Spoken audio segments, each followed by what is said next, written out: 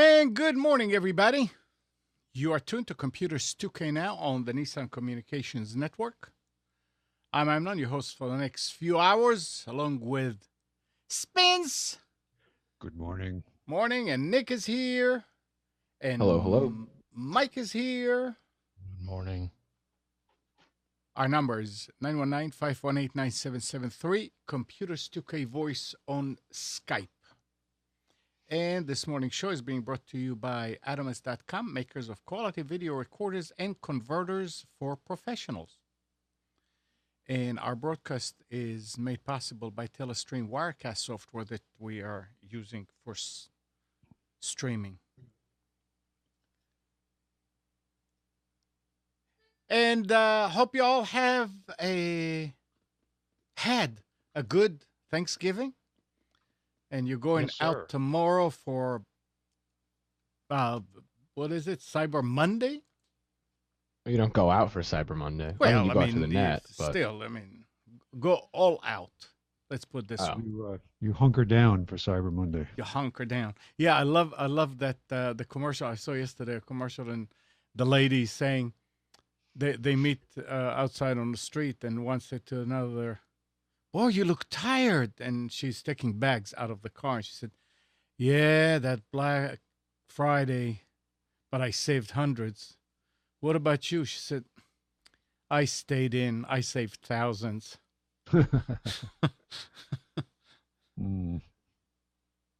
Was funny. It's funny. This year, there really isn't anything I'm excited about. I want to rush out to buy. Usually there's some gadget, but it's just not this year. Yeah. So, Mike, haven't heard from you in some time. Everything? Well, we're not going to get into all that. I know we're not, but say yes or no answer. No. Oh, shoot. Okay. No. But life goes on. You deal with it and you move on. Life goes on. Absolutely. My latest aggravation is a car problem, and I'm really aggravated. So, Mike, I know what you should do. I'm going to go buy a brand new car and put it on a credit card. Yep. Oh, yeah. Make sure you get a really high interest rate. Right. We're about to pull the trigger on a new car. Just haven't decided between the top two contenders. I had no idea you were a millionaire, Spence. Yeah, well, I'm shopping at the low end of the spectrum, that's for sure. Yeah, Dave Ramsey says you don't buy a new car unless you're a millionaire because the depreciation destroys too much of your net worth. I'm a millionaire. I agree. I'm a thousandaire. I've got $40 in my pocket. But I'll tell you something, and Amnon knows I've struggled with these darn car repairs. I'm almost of the opinion that I don't know what's changed in the last few years. 10 years ago, you could drive a used car, keep it going, life was good, you could save a bunch of money. Now, every darn thing that breaks on a car is $800. So do you think your opinion is changing a bit? My opinion of not buying a new car has not changed. That's not my opinion. That's Dave Ramsey's opinion. And I agree with Dave Ramsey because it's a math issue. It's not a social issue. It's not a personal preference. It's just math. If you have a net worth of $100,000, just to make up a number, and you go out and buy a $40,000 car that depreciates $10,000 in the first 2 years, which is probably conservative, you've lost 10% of your net worth. Yeah. I mean, that's just nonsense. Whereas nothing's perfect. There's another side to it in that if you go out and buy a 2-year-old car and it turns out you have to spend $5,000 keeping it up and keeping it going, you gambled and lost. Yeah, exactly. So, but what do you do? I don't know. I guess you decide if you want to take the risk.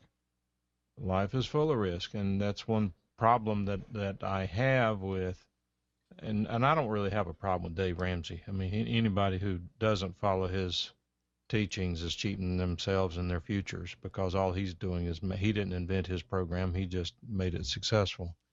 And but the fact of the matter is he is completely risk averse, and yet he has you go out and buy $1,000 car, which you can't buy anymore because the economy is so bad. There's so many people competing for those very inexpensive cars that only thing you get at that level is something that really should be donated to the Vietnam veterans or something.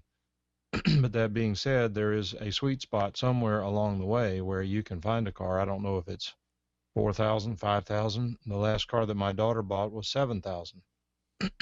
So far, so good. But you don't know what you're getting. You don't know what's going to happen. You go out and buy and Spencer, you can correct me if I'm wrong about this, because I know nothing as you'll hear about automobiles to speak of. But you go out and buy a Honda Civic. Great cars. It's only got 100,000 miles on it. They only want 5,000 for it. Man, this thing's a great deal. This is fantastic.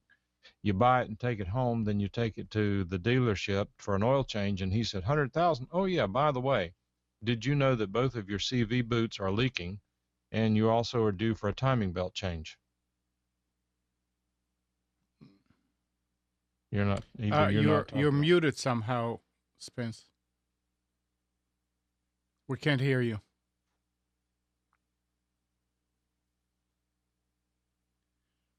We can hear. No Can you can. hear me? Yes, we hear you, Steve. Hello. Steve. Hello, everybody. Good morning, Steve. Sorry I'm late. My headphones fell apart. Not acceptable. Yeah, I feel your pain. I went to put them on my head and they just disintegrated in my hand. I was going, what the hell's going on here? Yeah, had that happen myself. But So, Mike, was this your car or one of the kids? which one are we talking about? I can do the rest Multiple of the show cars? about car troubles. Let's hear it. So This you is had interesting. Well, this is not automotive 2K now. It's computers 2K now. But these cars do have computers in them. Yep. So then it's safe. Oh, okay. All right. So we, you may not realize it, but last week was Thanksgiving week, right? Oh yeah. Yeah. One of the things you normally do is you like to get in the car and go see family and that sort of thing. So anyway, probably I don't know. The whole week's been a blur, so I'm going to say maybe Tuesday night or Wednesday night. The driver's side window on my car breaks in its track again. Mm-hmm. The window will not roll all the way up. We're down in the eastern part of the state when that happens. We get some tape and we try to hold the window up, finally get it to hold up and tape it in place. Mm-hmm. It's already been repaired one time. It was probably $200 to repair it. I go back over to John, who does my repairs, and of course he's closed. Let's see, of course Thursday, but closed Friday and Saturday, which I'm glad they got some time off. But now I don't know how I'm going to get the window fixed because I don't have a spare car. I do, but it's not here. So that car is difficult, and it got very cold as well too. Well, on Wednesday, I believe it was Wednesday. Yeah. My wife's uncle passed away last week, and his funeral was Wednesday. It was in Winnsboro, South Carolina. For people that don't know geography, how far is that from you? I have absolutely no clue. 3.5 hours. Okay. So not like terribly far, but not close.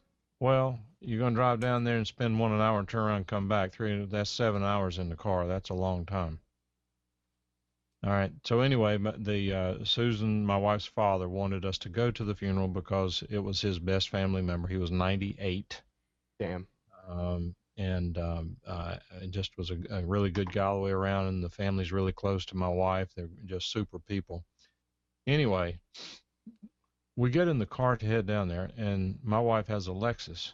The heat has been intermittent. And John has looked at it before, and he said there is and this part Amnon is where I'm not sure what's going on here, but he said, oh yeah, there's a motor in there, and that motor gets a bad spot on it, and it won't turn, and sometimes it works, sometimes it doesn't. Right. We got in the car to drive down there, and the heat didn't work. It was cold around here Wednesday. And so we're driving down the road, and I said, well, this is not so bad. Okay. Of course, it was raining. It was miserable. We're in the car, and after about 30 minutes in the car, we are both frozen solid. Can't keep the window clean. Have to turn on the air conditioner to defrost the window. We finally get down to Vass, North Carolina, and I called a buddy of mine who lives down there, and I asked him if he could get us, if he had any, because he knows everybody in town, if he had any friends who rented cars, could we rent a car? Because it was going to be a horrible drive down there and back.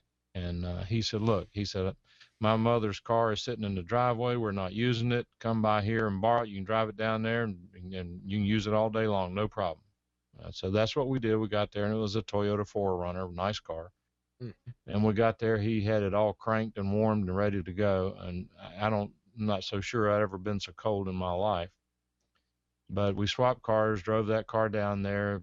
We got to the funeral there, got there in time. Everything was fine. We got back, swapped. Coming back, we froze to death. All right, so then that was Wednesday.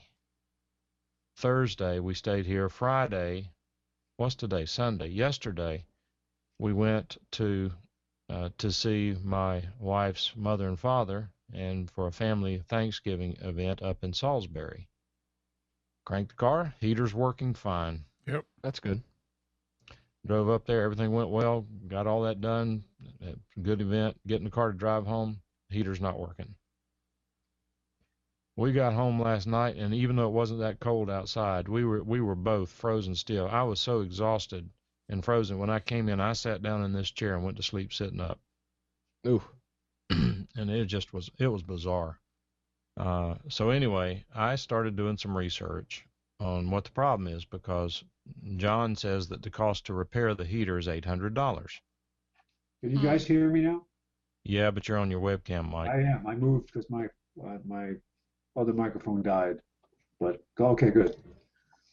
All right. So anyway, I'm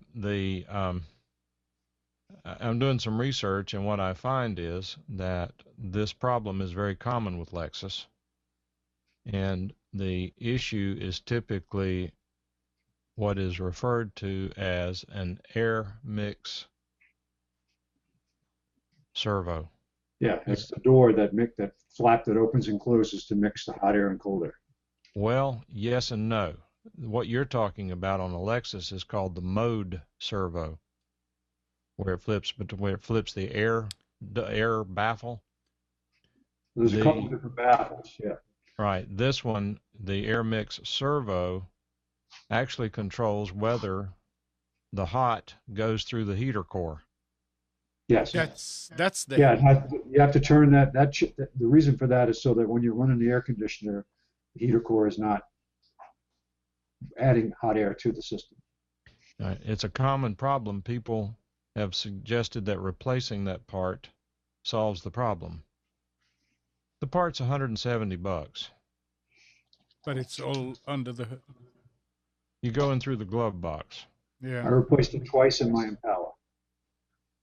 Well, is it an $800 job? Well, I bought the part online for $35 and probably a different part.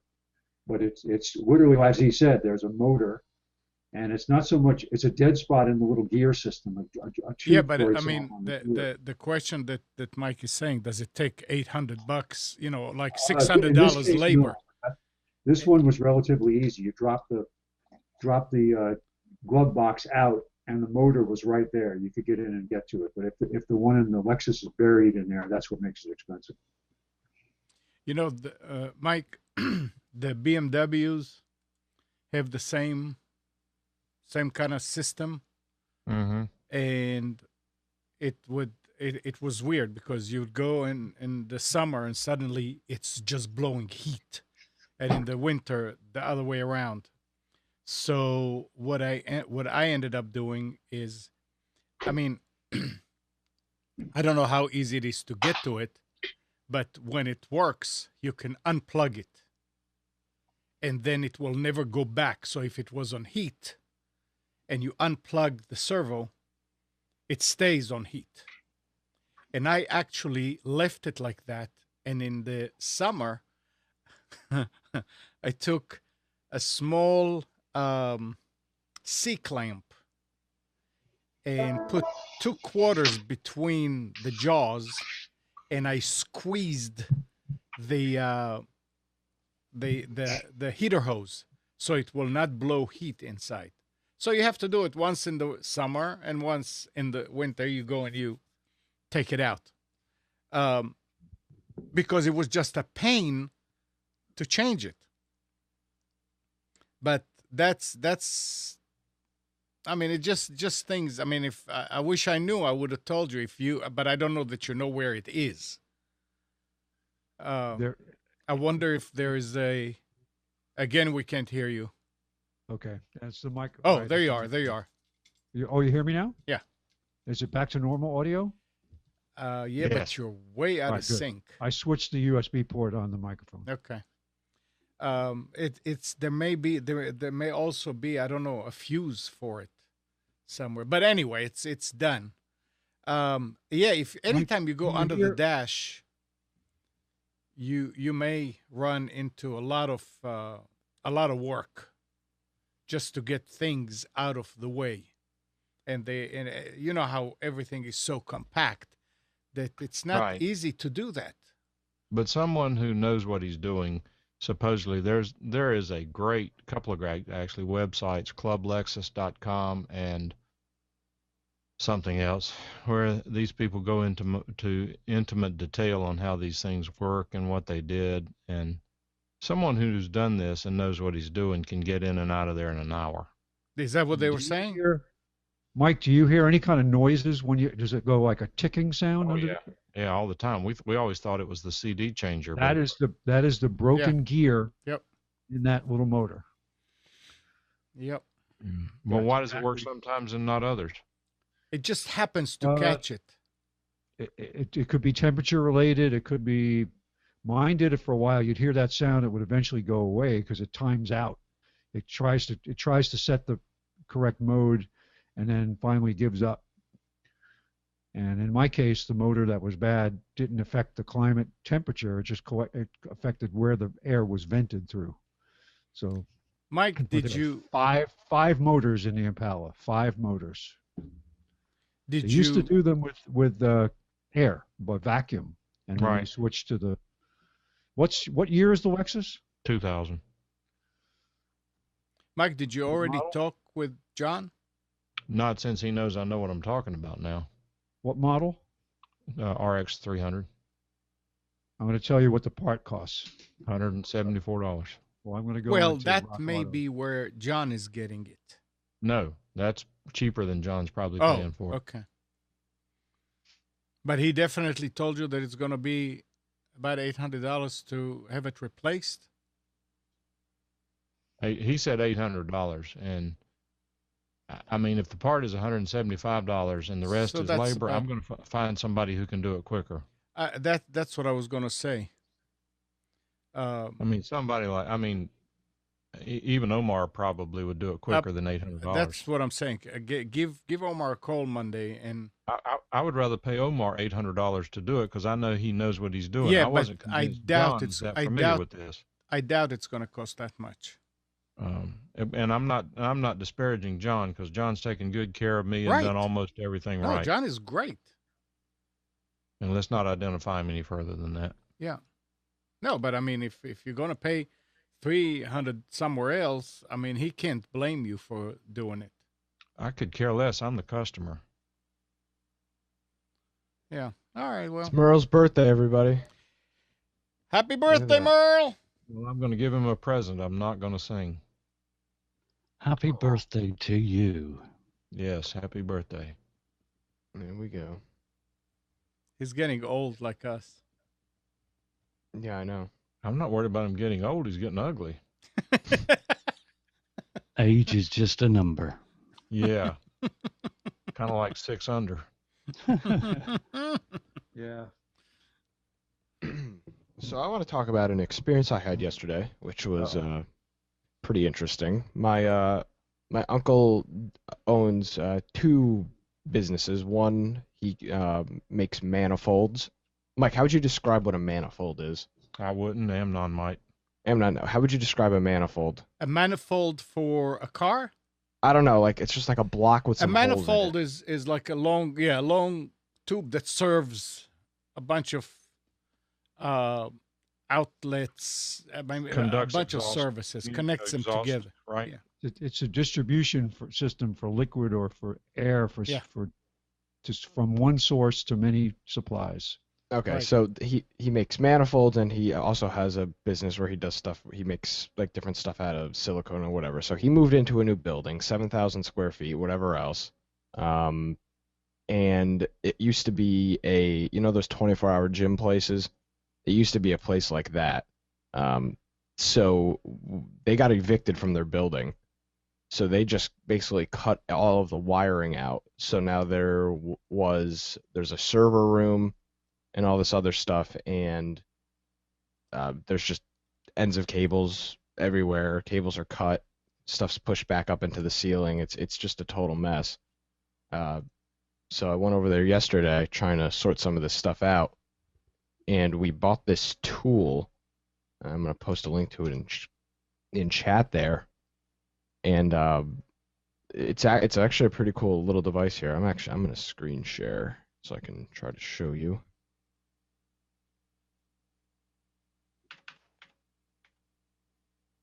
So here's the device, and it comes with this pack of little like open-ended Ethernet cables. So what me and my cousin were able to do was, walk around the building. There's like 15 or 20 offices in one side of the building, and they've all got networking jacks. So we were able to plug these little finders into those jacks, run back to the server room, and then hook up an Ethernet cable to this bigger unit here, and just go through all the ports. And when you plug a port in that matches with one of those little indicators, it'll come up like ID1 or ID2 or whatever else. So if this is something that you do, or this is something that you might have to do, I can 100% recommend this tool. It's not cheap, but That's Compared to what it used to cost to do this, it's cheap. it's very very cheap. Okay. Absolutely. and it also works with coax, and you can do it with phone as well. But Now, are you saying that the cables that were there, none of them were numbered? oh no, not at all. Nothing was numbered. Wow. Absolutely nothing was numbered. There's just This- cables everywhere. This is very, very handy tool because that process of trying to identify with a tone and test tool can be mind-numbingly tedious. Yeah. Yep. So this definitely, and it works great. That's like the thing. The building is portioned off. There's like the warehouse side where the actual gym was, and then there's the separate entrance where all the offices were. So we were able to, throw these little indicators on the warehouse side, and then, just kind of plug and play in the rack or whatever, trying to figure out what, where in the net switch all this stuff was. Yep. But I can definitely recommend this tool now. So there you go. This is Very why nice. I used to be very into and a designer for structured wiring, and always, always, always, you labeled everything. You labeled the wall plate in the room where the cable goes. Everything was labeled, and you gave the customer a very detailed drawing at the end of the job. Yeah, so that's what I'm doing. I was able to label almost all of the wall jacks with a one of those like Epson labelers or whatever, and then I'm gonna go through and make a more structured diagram. But it's nice that now he can work on trying to rent the offices out. Which you What? got a. I got 2 offices actually. Oh wow. Well, one office, and then the other one's like the server room or whatever. Oh. So Yeah, so from I'll school, be you're gonna doing go all there, day. right? What? You're gonna go to school, and then you're gonna go over there. No, I probably won't be there much, but it'll be nice to meet with people there. I hate having to have to meet somebody about a project and have to do it at like a Starbucks or a Panera or some other public place. No. But yeah, it'll be nice. So that's what my day was yesterday. Very, very nice. That and crimping Ethernet cables. That's all I did. Well, you get good at it. It's handy. It is until you slice your hand open. Slash That's your not hands? Yeah, I was using a razor to strip the cables. And No, you don't use. well, I was. Mm. Well, that's just plain silly. Efficiency. It was quick. It was quick with the razor. Efficiency is a $3 tool. It worked like a charm until I cut myself. And it was quick. It was like the last cable I did. Well, Here's what you used to have to use. Yeah, I see. Okay, I see because I was looking to pick one of these up, and I was looking at all the different ones. What is that? What's that little what they probe call for? a tone and test tool. This is Yep. what you do is you turn on the sending unit, and what this does is it introduces a signal, an audio signal into, and I can show you how it works. Dropping stuff on the ground here. I'll turn it on,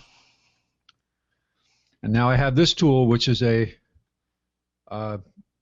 actually is a little bit. It's like a radio receiver. It's putting a signal across the wire in the building, and then you would connect either alligator clips or a jack to the wiring system, and then you put this tool in there. Here, that's the tone it sends across the wire. And this device actually is sensitive, and when you touch or get close to where the wire is in the wall or in the patch panel, and it will respond and tell you. But it's not, if you're working on a very dense wiring panel, it's not necessarily that accurate. Yeah, and that's what's nice about this is you can go into the individual ports. Spence, it gets very accurate. Doesn't the tip?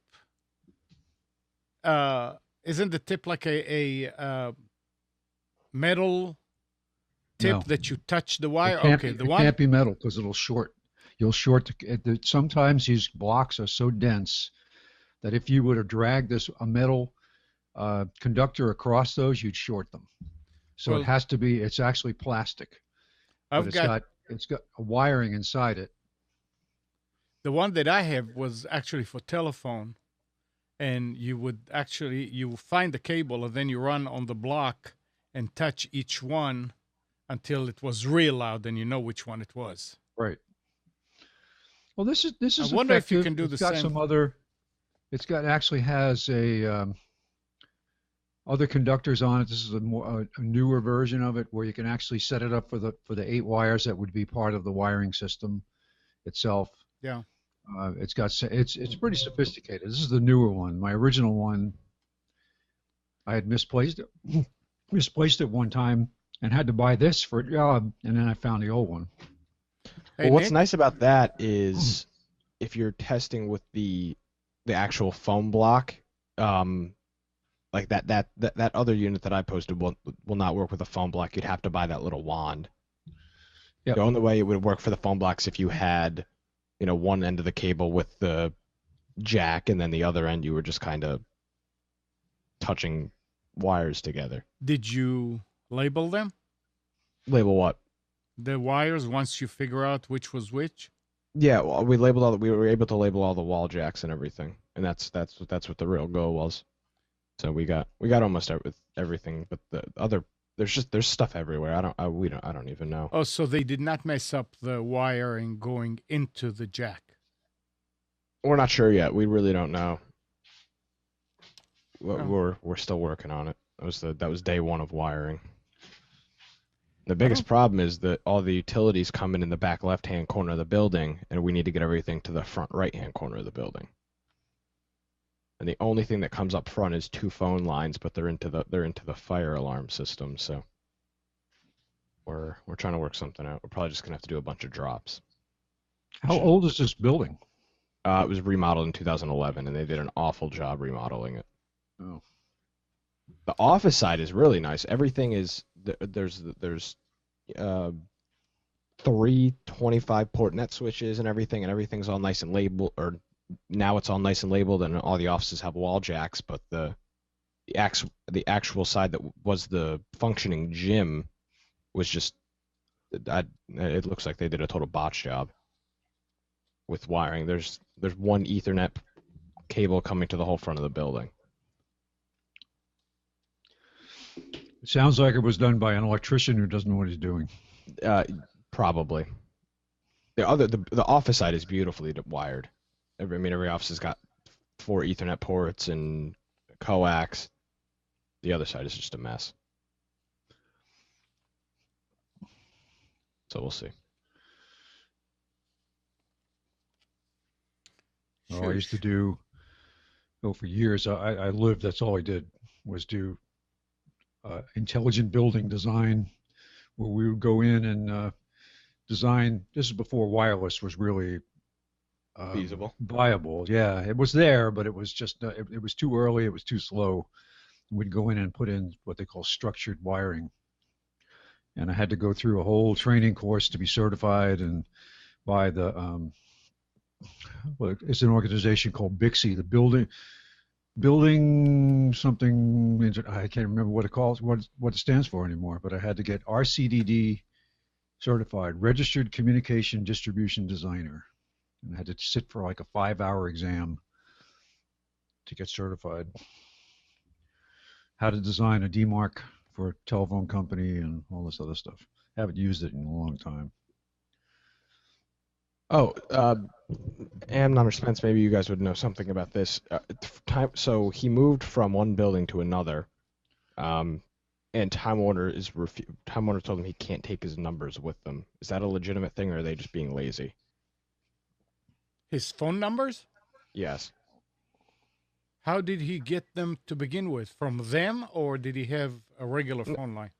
No, they're Time Warner lines at both buildings or both locations. That's really ridiculous. That I mean, because it's Spence. They have a switch for the city, right? Well, it's a different city. Oh, well, still, I mean, it's VoIP. So now he's spending $120 a month for all these different phone lines, so that stuff is being transferred over. They're really screwing him. I mean, he had multiple lines. Yeah, he's got 4 lines. Yeah, he needs to just keep one of them with the old place and have it forwarded. Well, the problem is he's got all different lines for every for the different businesses, and then he's got a fax line. So he's got Time Warner's. I would say that they're lazy, or they want to make more money. Yeah, and then they're getting him $100 a month for business class internet, and the highest he can get is 10 megs. Yep.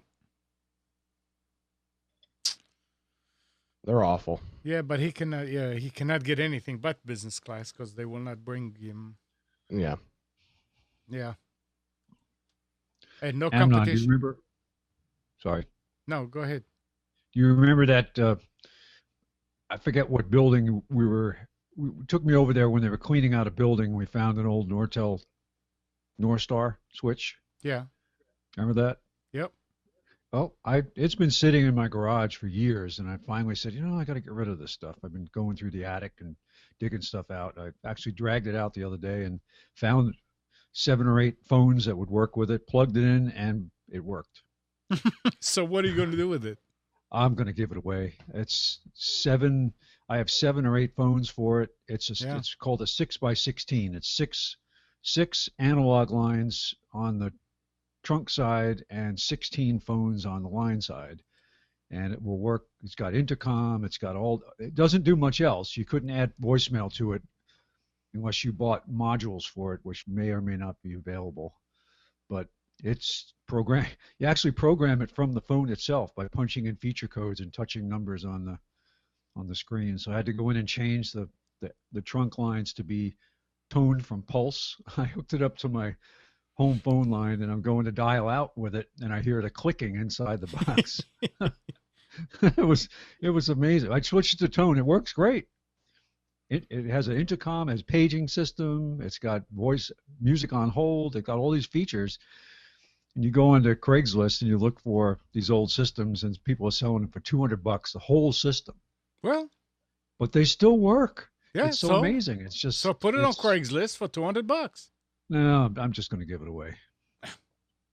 There's some small business or not-for-profit out there that could use it, and just no, it's as is. Don't expect me to come over and configure it. You go online, you can actually find all the configuration documentation. It's a little tedious, but you can do it. Hey, Mike, Yes, I'm not. did you tweet? No. Oh, that's why it's slow. I don't even All think right. I've You had, want me to do it? either one. It's fine. All right, you go ahead and do it. All right. Tim is saying there isn't there a law that allows you to take your number. That's between carriers, Right. I believe. So from AT&T to Sprint or AT&T to Verizon or Verizon, whatever else, yeah, they can't hold your number. But this is on the same carrier, and they're being lazy. There's no way they have a valid excuse why they can't Well, patch those numbers through. Here is the way that I know about telephones, the way they work, is if you have a POTS line, the old lines that you just get from the phone company, each main office in a certain part of town has these numbers assigned to them. Mhm. And if you move to the south side of the city, to take that number with you is an act of Congress. Or used to be, let's put it this way. I mean, maybe today they're probably doing it a different way. But with Time Warner, I'm sure they don't have different main offices in an area. They probably cover the whole city from one central place. And they should, and besides, it's a computer. It's not really a mechanical thing that was really hard to switch stuff over. It's just a matter of programming and say, okay, here it is. It's over here. Yeah, So it's not a physical line. Yeah, that's why I'm saying it should be real easy to do. Well,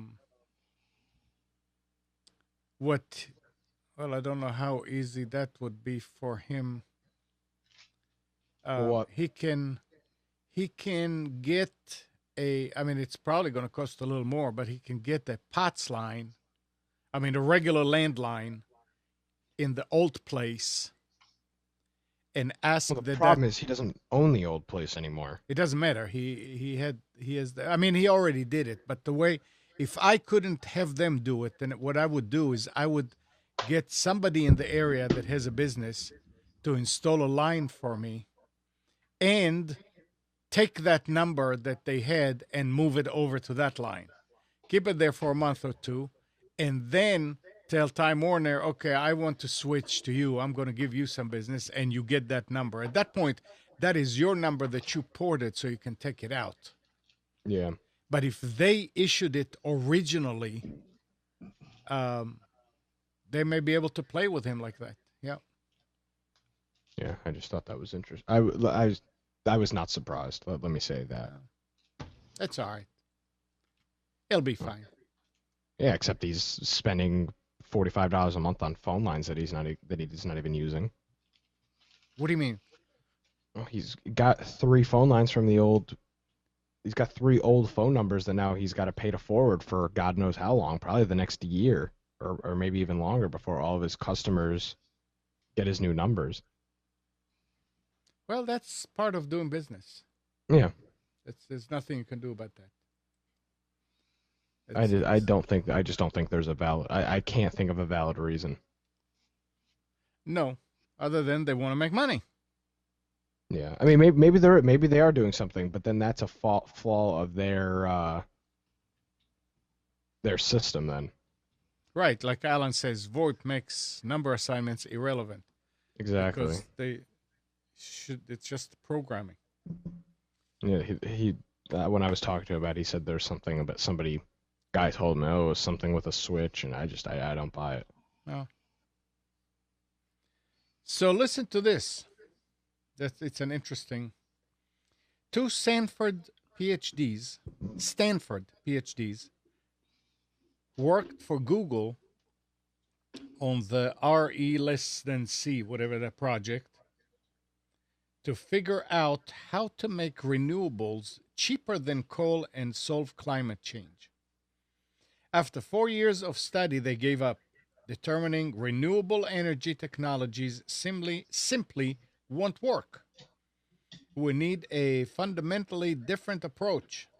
As a result, is nuclear going to be acknowledged as the future of energy production? And the next story goes to say, government figures reveals that Scotland is now generating more power from clean technology than nuclear, coal, and gas. The combination of wind, solar, and hydroelectric, along with less publicized sources such as landfill gas and biomass, produced 10.3 terawatts in the first half of 2014. Over the same period, Scotland generated 7.8 terawatts from, I guess it's terawatts, TWH, from nuclear, 5.6 from coal, and 1.4 from gas, according to figures supplied by National Grid. Renewable sources tend to fluctuate throughout the year, especially in Scotland, where the weather is notoriously volatile. But in 6 months chunks, the country has consistently increased its renewable output. So who would you believe? Here's people here saying renewables will not work, and here's in Scotland, and it's phew. Are they saying the renewables won't work, or the renewables are not cost effective? Because you can probably get it to work if you dump billions of dollars on it, but the payback will never happen. It says so. It could be in Scotland. They may not care what it costs. They might spend 10 times what it would cost to get a kilowatt of coal on this renewable source and have a payback time of 100 years. So that's the question. They say renewable energy technology simply won't work, but I see what you're saying. The biggest problem with renewable is what they said is inconsistency. That's why, remember that who was the guy? T. Boone Pickens was backing all this wind energy, was going to dump billions into building wind energy all over the United States. The problem is that sometimes the wind don't blow, and you can't rely on it because it's not a reliable source of power. Right. Just wave energy is probably one of the better ideas, because that's always, the tides are always moving, the waves are always happening, they don't stop.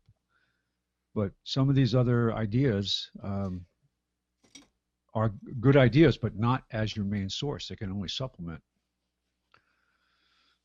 In my car shopping, I thought it was very interesting. I went to a local dealer that sells an all-electric car, and it says on the side of the car, zero emission vehicle. And I wanted to grab somebody by the throat and say, okay, so how do you charge this zero emission vehicle? And outside the dealer, they had one of those charging kiosks with the cable that you plug the car in. I said, all right, so I wanted to ask you, where does this power come from? Probably a coal-fired power plant. But again, the car is putting out zero emission. Yeah, but you got to look at the chain. Right, Where does the exactly. power come from? But you can say the same thing about your refrigerator or about your fan. Oh, yeah, exactly. Yeah, absolutely. People get all smug. Oh, I have an all-electric car. Yeah. Well, that's great. Are you out there at night pedaling to charge it? Yeah. Where are the batteries manufactured, and then where do you have to ship them to in order to install them, and then where's the car shipped after that? How much green can you be? And It's the being shipped all over plastics the world. All the plastics that are in the car are all petroleum based. All of the batteries in the car are the materials for the batteries are mined from third world countries where they pay people $1 an hour. It's there's all these things about it that people don't want to face. It's a green car. Well, you got to look at the whole thing. Yeah, and Steve, green actually means green. Of course it does. Money. The thing is, I think at the moment it's about a 20-year time frame where you actually start to claw your money back. So you put the investment in for renewable energy like solar panels and wind, and then it's about 20 years before you actually start to make money, because you're selling selling the electric back to the grid that you're not using. Right. But the initial expense is huge.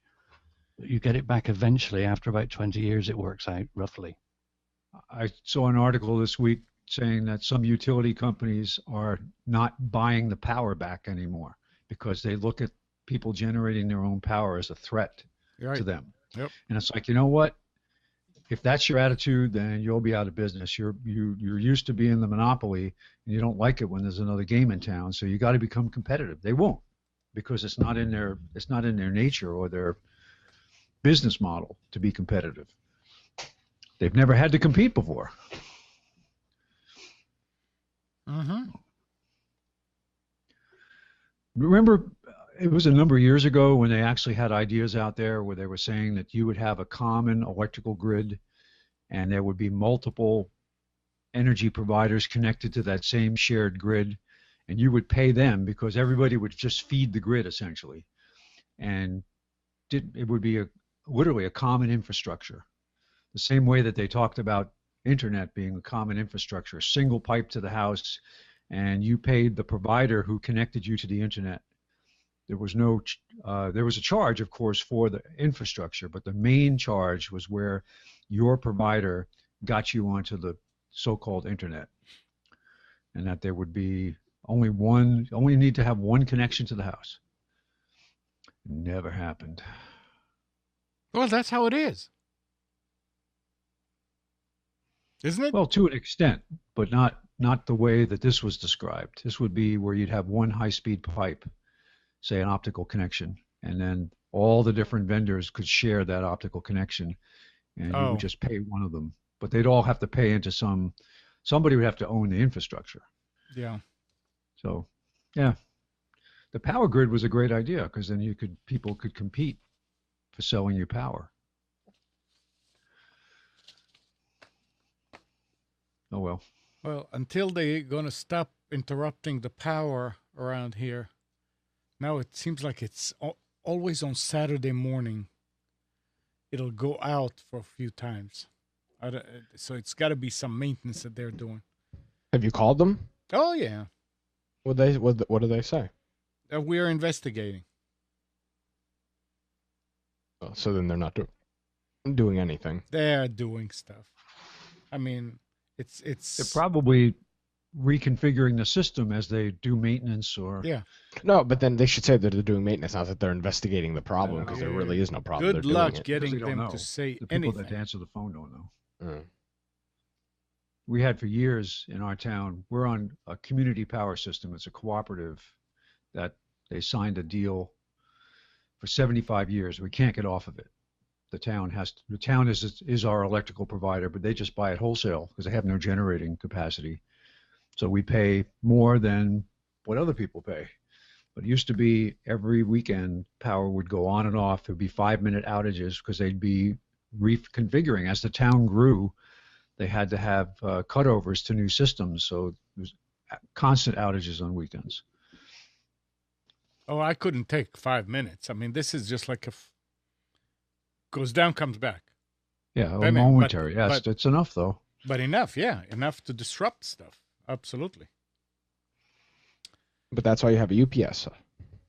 Yeah, but not everything has a UPS. You can't put a UPS on your heat pump, okay? And No, if I know, but your heat pump. But you said it's gone. It's down and off, so it's not like. Well, no, the thing is, yeah, but it's really bad for heavy equipment like heat pumps, air conditioners, things Yeah. like that to have this kind of interruptions, because if it's not enough to turn it off, that down and up puts a lot of pressure on them, and they lose life.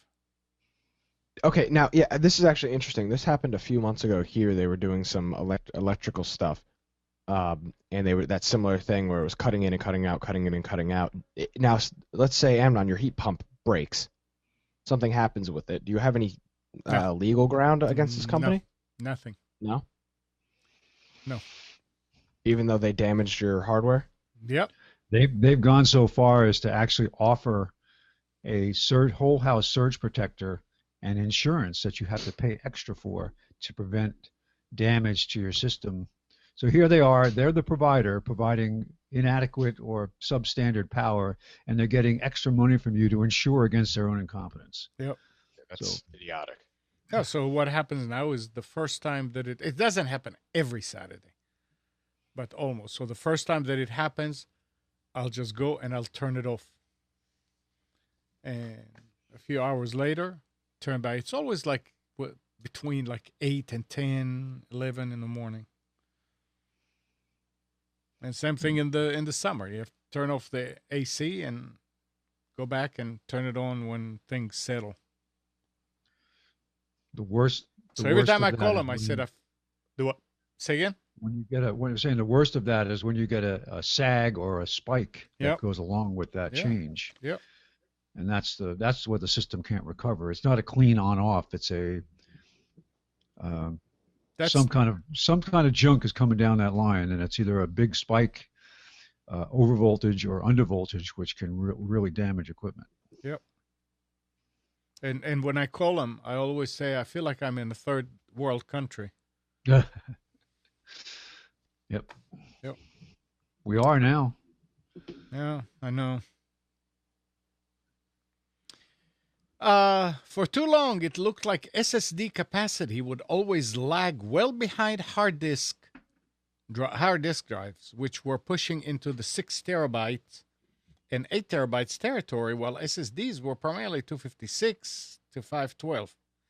That seems to be ending. In September, Samsung announced a 3.2 terabyte SSD, and during an investor webcast last week, Intel announced it will begin offering 3D NAND drive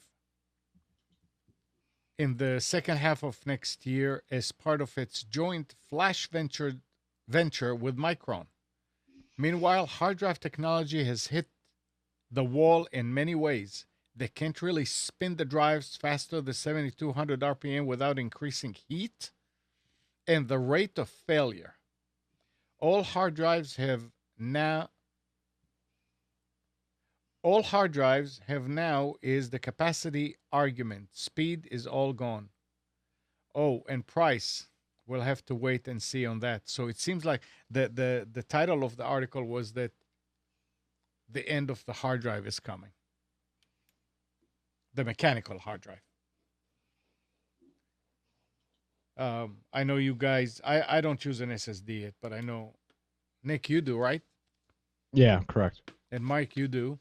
I do, and whenever you start using one, your life and opinion towards computers will change dramatically. I agree. I have two. I have one in my little netbook that I switched to Linux, and I have one in my Dell laptop. I haven't tried it yet, but I suspect if you put an SSD in a Pentium 4, you'd be stunned. Oh, that's the whole. Yeah, that's the thing. Within it, you can throw an SSD in an older machine, and it'll.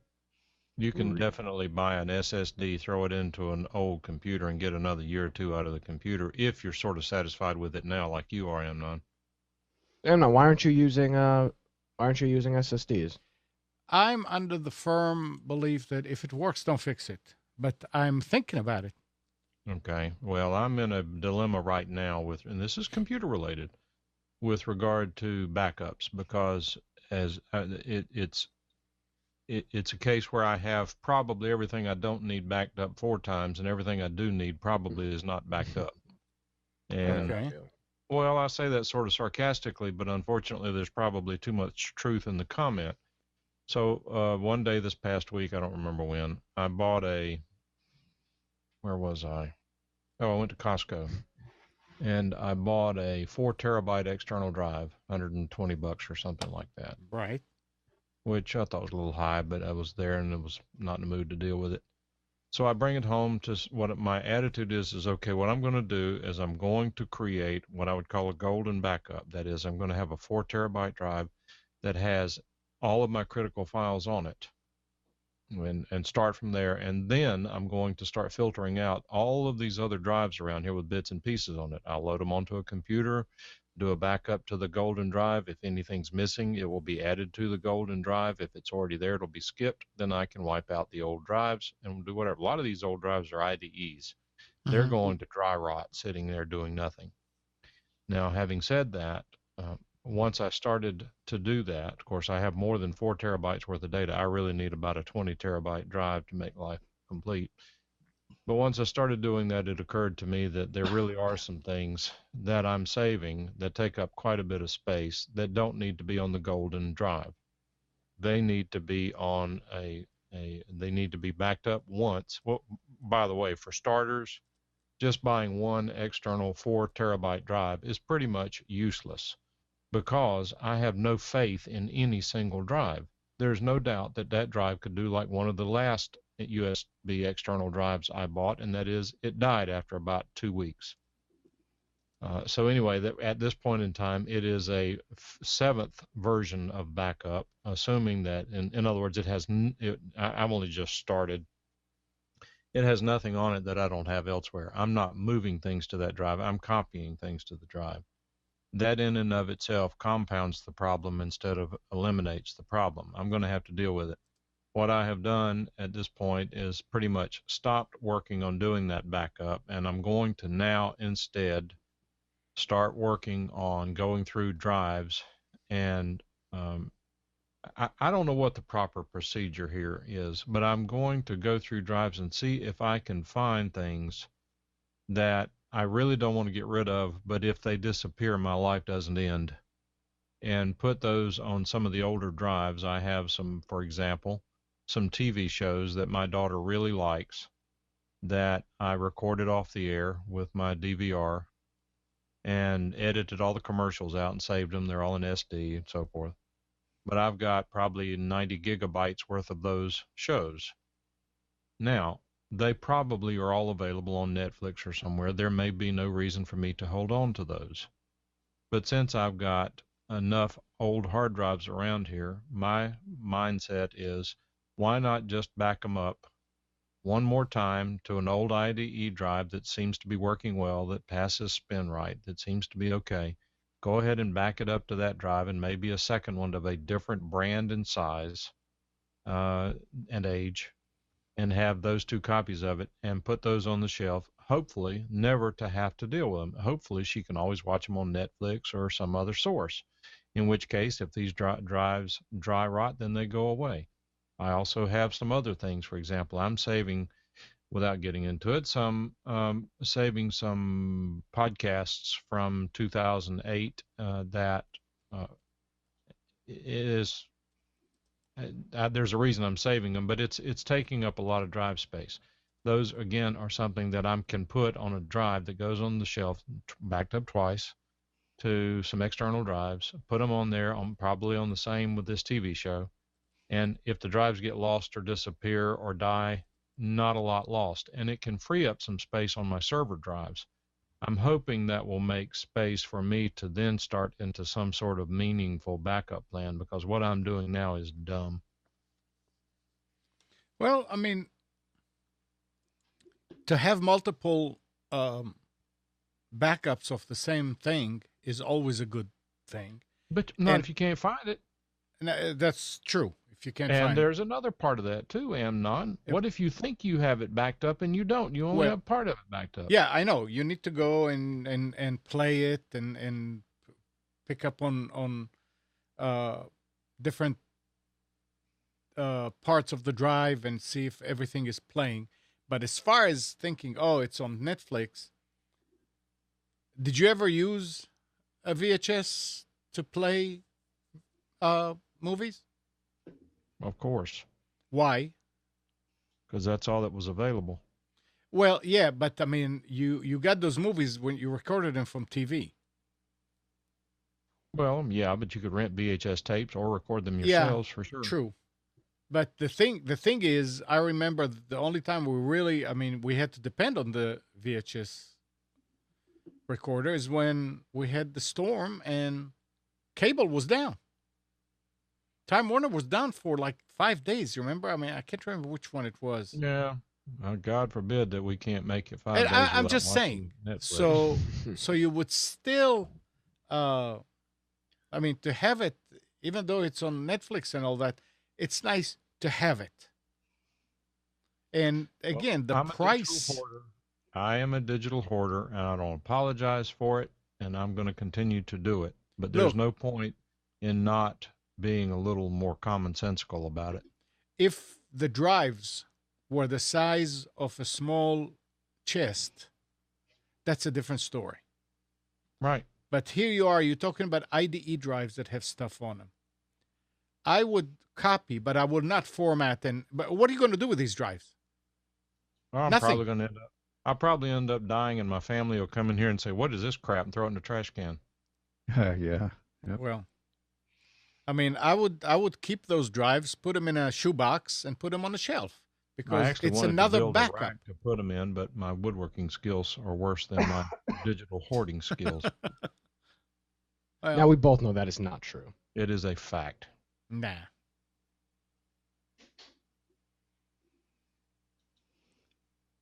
So I don't know what I'm going to do with it. But anyway, I'm going to try to be a little more logical about it. It is surprising how long it takes to move data. You were talking to Amnon about how long it takes to format a drive. It is amazing how long it takes to move 2 terabytes of data, even between 2 drives installed in the same computer. Right, but this is not a matter of I have to have it done in 2 minutes. I mean, you start it and you leave it. You don't understand. I want it now, Well, You want it yesterday and I deserve it. okay. because you're worth it. And I'm Don't entitled- use USB. Well, but see, now you make another good point, and this is all good stuff. What I did was I have, in fact, the computer that I'm using to connect to the show Mm-hmm. is a Lenovo 4524, which is an M91P i7 quad i7 with 16 gig of memory. It is the fastest computer I have. It's not as fast as my i7 3770 or whatever it is because it doesn't have as much memory. Right. Or whatever Nick and Sean can't figure out. And What? nothing. Oh, And you're talking about your video editing machine? Yep. Okay. And so anyway, but strangely enough, of course, I got a good buy on it. I was really happy with it. It was a not new when I got it. It only had about a year's worth of age on it. I got a really good deal on it at the time. Mm-hmm. And my wife wants to know if anyone here would want to know what's going on with the car heater, and I know exactly what's going on with it. She missed the first part of the show, so we're not going to go through that again. Yeah, tell her to go watch it. And but now I forgot where I was.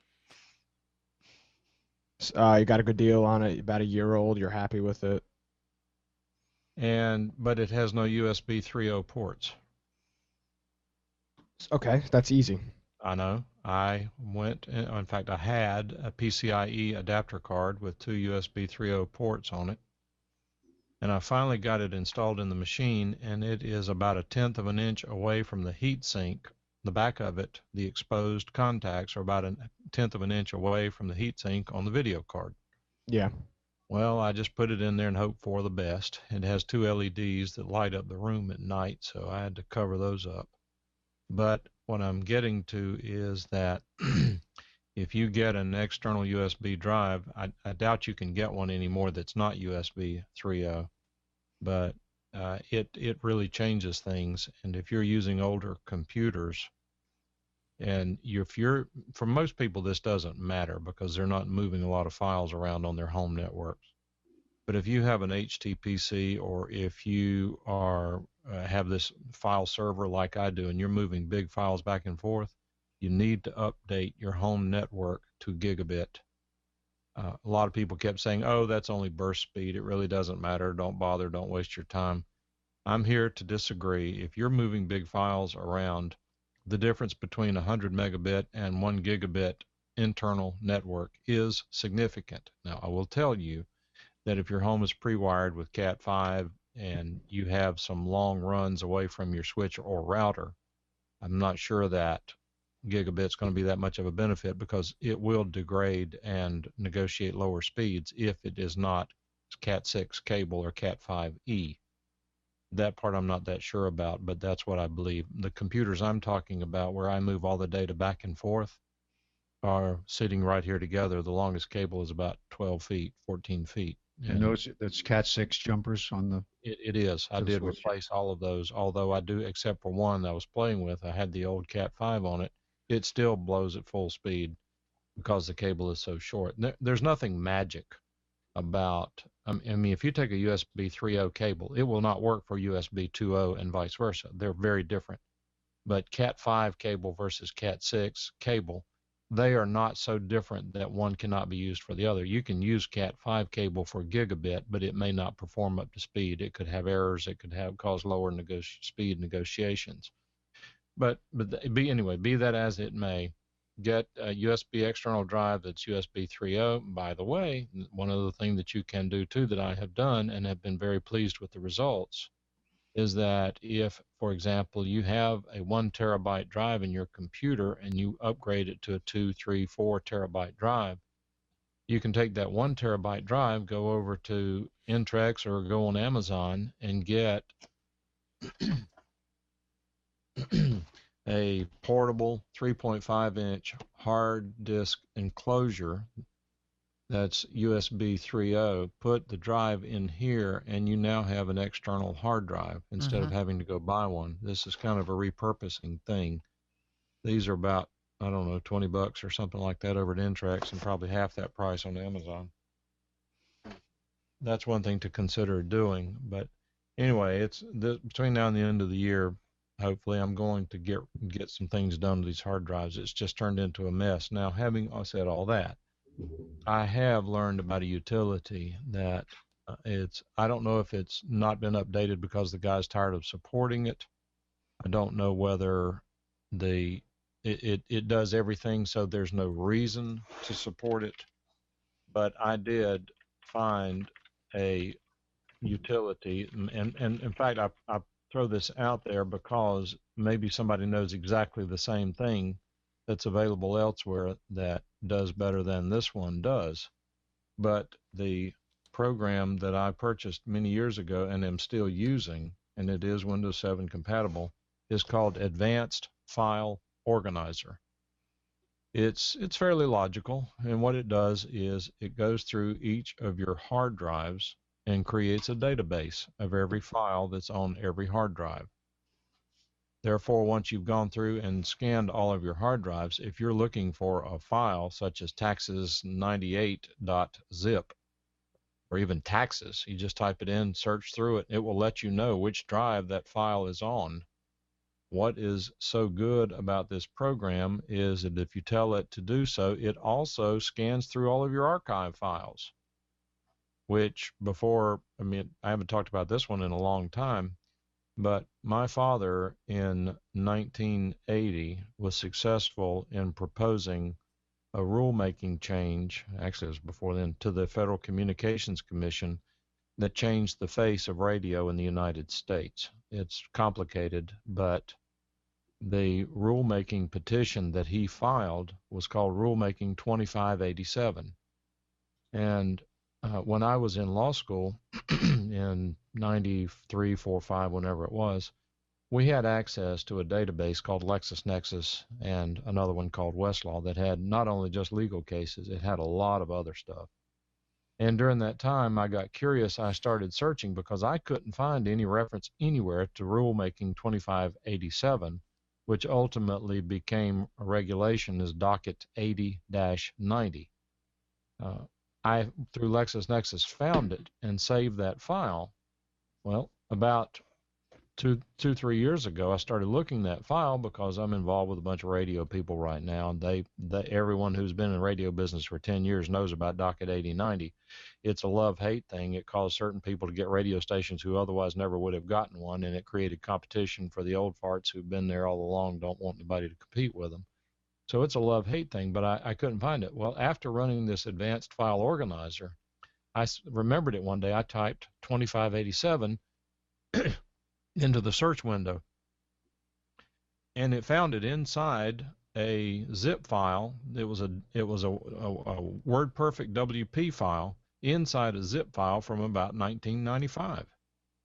and therefore I have the file. And of course, now I have it on my computer over here, it's just something that's very important to me. And it's a great program. If anyone has any idea about another program like this, I'm suspecting that maybe now Windows 8.1 has something built in similar to this. I don't know. Maybe not. But I have it, and I contacted the guy about 3 or 4 years ago and said, "Are you ever going to update it?" And he said at that point something on the order of, "Well, I'm willing to update it. What does it not do that you'd like for it to do?" And I couldn't think of anything. But apparently sometime after that he did update it, because it is, so as far as I know, Windows 8.1 compatible. Anyone who has it, there's 8.1, there's a free download at softprime.com. It would be interesting to download and test it. And again, it just works great. It's been a great utility. He did update his website in 2013, and sometimes people update them beyond then without doing the copyright date down at the bottom. Yeah. Mike, when you were mentioning before the enclosure for the drives, there's another really handy device. It's called an Anker Drive Caddy, and what it is a USB 3.0 and eSATA device that lets you plug raw drives in, and it does have a baffle in there, so you're going to plug in a 2.5-inch drive or a 3.5-inch drive. A little door will swing open here and allow you to put the larger drive in. But it's full speed eSATA or USB 3.0 right into your machine, and it's really easy if you don't want to put that drive. If you've got a bunch of raw drives that are sitting in static bags and you just want to pop them in and check them, see what's on them without going through either plugging in that little cable that you have, the adapter, or putting it into an enclosure, this is an extremely handy device from Anker. Yeah, I've got a similar one. This is a pluggable, and it's the same thing. It'll work with a 2.5-inch. As well, and this one is USB 3. You said that Anker one's eSATA? Yes, 3.0, USB 3.0 and eSATA. Do you know how much it was? I'd be curious. I don't remember what I paid for it. Probably about $69, $79, something like that. Okay. I've got one of those with a twin drive model, so it'll do the 3.5 and the 2.5 as well. On the main machine I've got, it's got an eSATA port, which I don't use for anything, so I plug that into it. It's eSATA or SATA, and it works extremely well. I don't have the drives inside the machine because the machine gets a bit hot, so the drives are actually external, which is great. Well, I have one too, and mine's a little different. It's made, in fact, this is something I've not looked at before. It also has some slots on the front of it for SD cards. I didn't realize I had an SD card reader. That's versatile. That's the one that I have too. This red one? Yep. It's made by a company called All-in-One HDD Docking. Yeah, it's got the IDE and SAT and 2.5, 3.5, and you can also plug SATA drives into it. There's a disadvantage to this one. I don't know if you've noticed it or had a problem with it, Amnon. But it also is adjustable in that apparently on some drives the connectors don't line up. They're not as universal as you would think they are.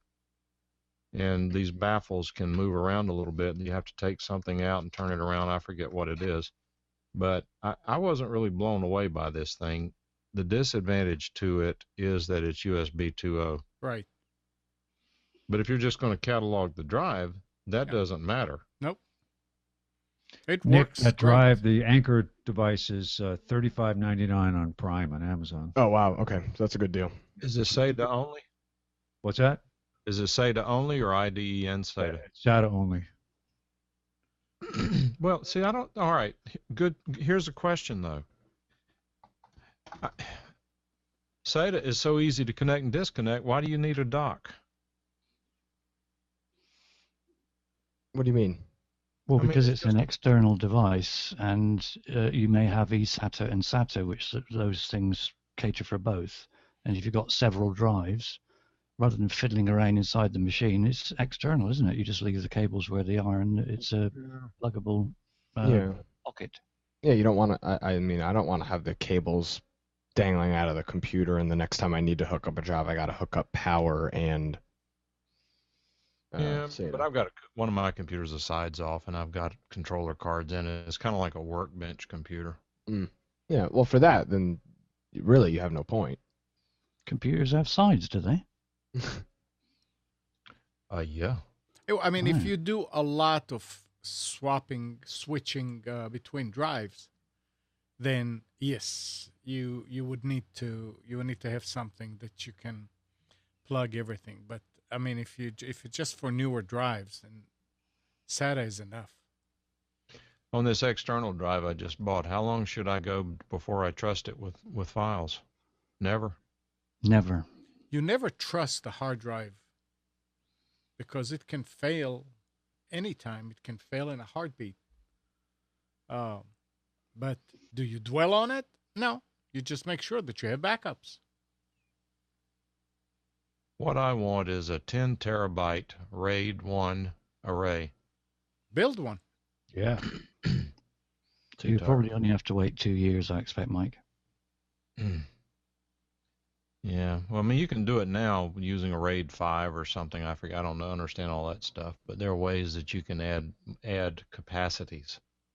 I'm not quite into it yet. I really wish I knew.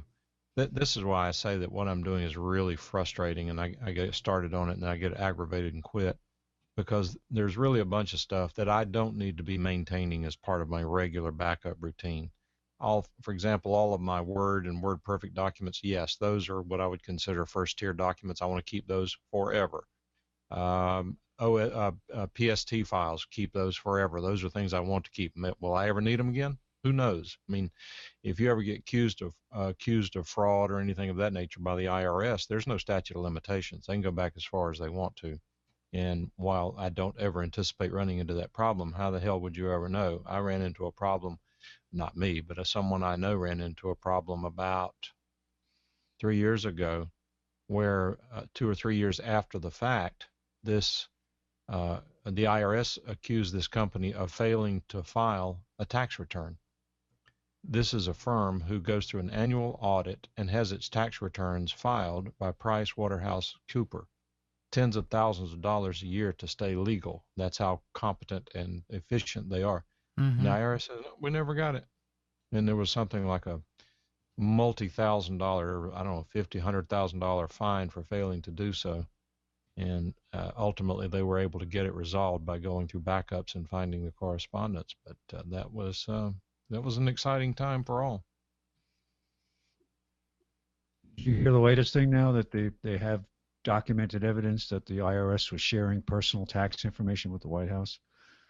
No, I'm shocked. Really? Yeah, I'm shocked too. Yeah. Can't believe it.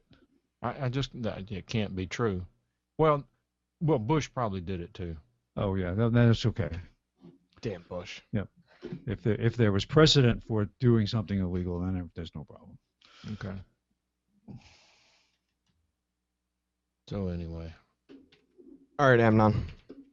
Got a question for you. Okay. Are you here? SSL.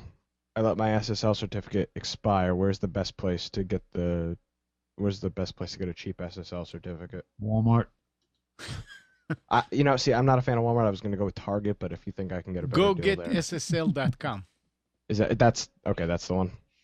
Because I was on a Rapid SSL and they want $50 to renew it. Go get SSL.com. And it's the same process as last time, right? So I can on my web server, I can just forget the old SSL certificate. Oh yeah, anyway, you throw it away because you get a new one. I can just I think there's just a delete option inside of cPanel. Yeah. Tim, so I'm not, hold on. Sorry, Mike. Okay. I'm not looking to renew, correct? I just want a new one. Correct. You always do a new one. And then I'm on their website. Which That's one? Up to you. I mean, it's the one for you over there at the top. What's the first one? What do you mean? I mean, do you see the list of? Yeah, Komodo. That's Komodo. Which one? It just says domain validation 1 year. Rapid SSL is No. $885 for 1 year. There's one that's like $14 for 5 years. I don't see that. What do you see? And tell me what's the first one in The first thing oh, where? no, no. What you need to do is you need to go in, and when you click, SSL certificates? yeah, then it's going to come up with a whole list, I think. Okay, hold on. And I don't see anything about multi-year, but I could get Komodo for 5. Are you, Nick, which server are you putting it on? Ebound. Okay. I might want you to do one for me. Okay, it's easy. I don't know where the best place to get it is. When you find out, let me know. I think it is the domain validation. But it should be something like less than 20 bucks. $15.75 for 4 years. Yeah, see, that's it. So this is, so it's just called. Is it Komodo or Komodo? Komodo. Komodo positive SSL. Is that Positive. what it is? That's it. Yeah, positive. That's what it is. Yeah. All right, so this is $8.95 for 2 years, And just go through it and and I just buy it. All right, that'll work. so Mike, Alrighty, you thank were you. going to say? I don't know. Okay. Nick, if you're on a spending spree, I'll have the i7, okay? Oh, okay, Thank you. not a problem. Steve, Now, anything. anybody that has iPhones, BlackBerry is hoping to get iPhone's owners to switch to Passport smartphones by promising up to $550 to trade in their phones. The promotion, which starts Monday, promises as much as $550 to iPhone owners who trade in their handsets in favor of BlackBerry's Passport. The actual trade-in value depends on the iPhone, with the iPhone 4S worth up to $90 and the 6 worth out to $400. The C Plus is not eligible. BlackBerry then sweetened the deal by kicking in an additional $150 as a topper for each iPhone. The deal will run through February 13th, but it's good only in North America.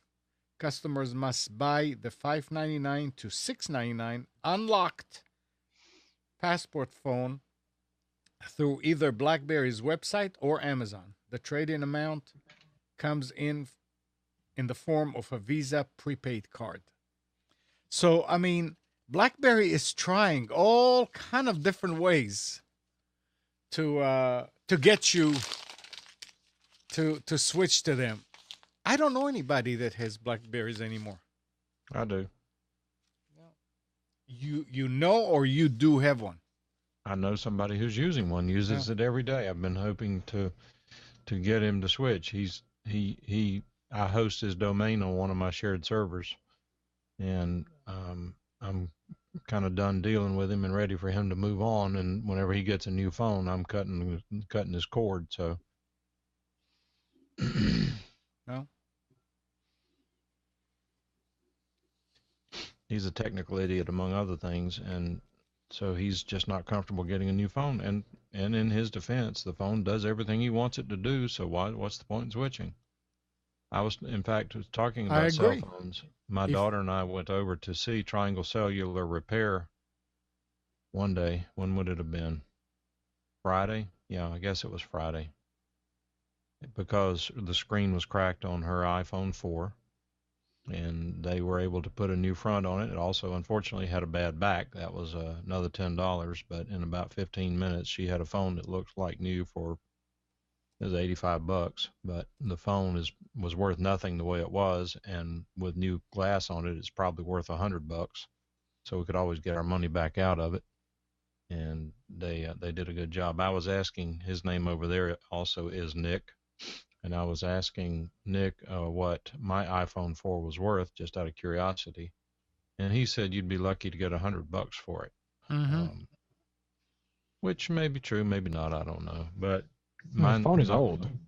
It is old, but there's still people using 3GSs, and I said, well, then what's your opinion with regard to new iPhones? If I decide to stick with an iPhone, do I need to get a 6? And he said, you can. He said, there's some things about it that if you really want it, then you're going to have to get a 6 to get it. But he said, if you want to know the truth about it, you'd save a whole lot of money with a 5 or a 5S. maybe it was a 5S or 5C. I know one of them was 5S. He said you save a bunch of money. He said be clear. He said there's not a lot of difference. Except for the screen size. Yeah, I mean, but who needs that? If you're used to a 4, what difference does it make? True. He said the difference between for the camera, the problem with the 4 is it's not 4G. That and the processor is definitely not the same as the 5. There are certain applications you can't run on the 4. Well, that doesn't bother me. You'll eventually get to the point where the 4 is the 4 or the 4S the minimum for the latest OS. I'm trying to remember now. I think it's the 4S. I don't think. Yeah, so you couldn't upgrade to the latest iOS version, which has some nice. I'm updated to the latest one for the 4, and my wife hasn't even updated to that. She uses my phone, hates it. Well, I did it reluctantly at first because I didn't really see any reason why, but they did actually do some interesting things with chat and with the camera, adding some new features to the camera that I really like. And now that they've come out with the fixes for it, I think we're up to 8.2. It's really the same with my iPad. My iPad 2, they had to come out with a fix because it was a little sluggish, and now they're both working great. Haven't had any issues. Which iPhone do you have? A 5S. Oh, okay. Yep. I think I'm coming to which the point. I traded in my 4 at Best Buy and was able to squeeze out of them $125 towards the $199 that I bought. I bought the smallest storage iPhone 5S, which was 16 at the time. I don't think you can get 16 anymore. I think it has to be. And that's plenty unless you put a bunch of crap on it. Yeah. All right, let's get back to chat a minute because Gene's asking. Hold on, before you do that, I gotta jump out of here. Okay. Where are you going? We have to. My mother's forcing us to go take our Christmas card picture. Okay. So I'm gonna go have a great jolly time. old time. Ho, ho, ho. Nick, put on your best T-shirt. I have it on right now. She walked in. I have flannel You need, pants on and a you need to t-shirt. put something with Craig Digital Designs. I don't have a Craig Digital Design shirt. I need to get one though. You got you got a magic marker? I do. Make one. Yep. You know what, Spencer? You're really a lifesaver. Here, look it. Here we go. Right here. We'll just. Yep. There we go. Just put Yeah, it but right now. take it lay it off on so the you don't desk have and to there you write go. backwards. Yeah, may I suggest you take it off before you do it? Actually, do Yeah. it on the desk. But don't All break right. it off on the show. All righty. All righty, guys. Have a good week. We'll see you next week. Talk See ya. to you. Bye. Bye. All right, so Gene's asking, he says Microsoft Office 2010 ad says you can buy it 3 ways: a disk, a download, or a PC key card. He doesn't know what a PC key card is, and neither do I, unless it's talking about it being a thumb drive. Well, I mean, when you go to the store and you buy Office, you get a box with a couple of DVDs and maybe a manual. I don't know, whatever. It's a box. When you buy it because you had a new machine that had the trial on it, you actually only buying the license. You download, I mean, they email you a license once you pay for it. And you plug in that number and suddenly Office is unlocked. The PC key card I never heard of. I think it's the same thing, what you're talking about. It's I suspect it's just what you're saying. It's just the key. It's something that's already installed. right. That would be my guess as well. Because most new computers, OEM computers, come with Office pre-installed, and you're supposed to buy it after you try it for 30 days or something like that. I was I was building Hannah a machine for security system surveillance for cameras. And the software that I'm using is not available anymore. Is that the VC stuff? Yeah, the VZIC. Yep. I mean, it is. They have a new version, but it's like $1,600. Oh. So I went and I searched and searched, and I found something called Blue Iris, which is very nice. Really, really nice. Downloaded the trial. play with it for about a couple of hours, and put the machine aside because I got busy. Well, about 2 weeks ago, I was about to go ahead and see some more, and I'm starting. It says your trial is over, and you cannot install another one. So at that point, all you can do is buy it, and it's only $49, so it's no big deal. But I figured, okay, let's be a little more inventive, and I went and started looking for discounts, for coupons, for this and that, and finally I found on Amazon somebody was selling, and it looked like it's the box. Exact same thing for $33. So I said, okay. So I bought it.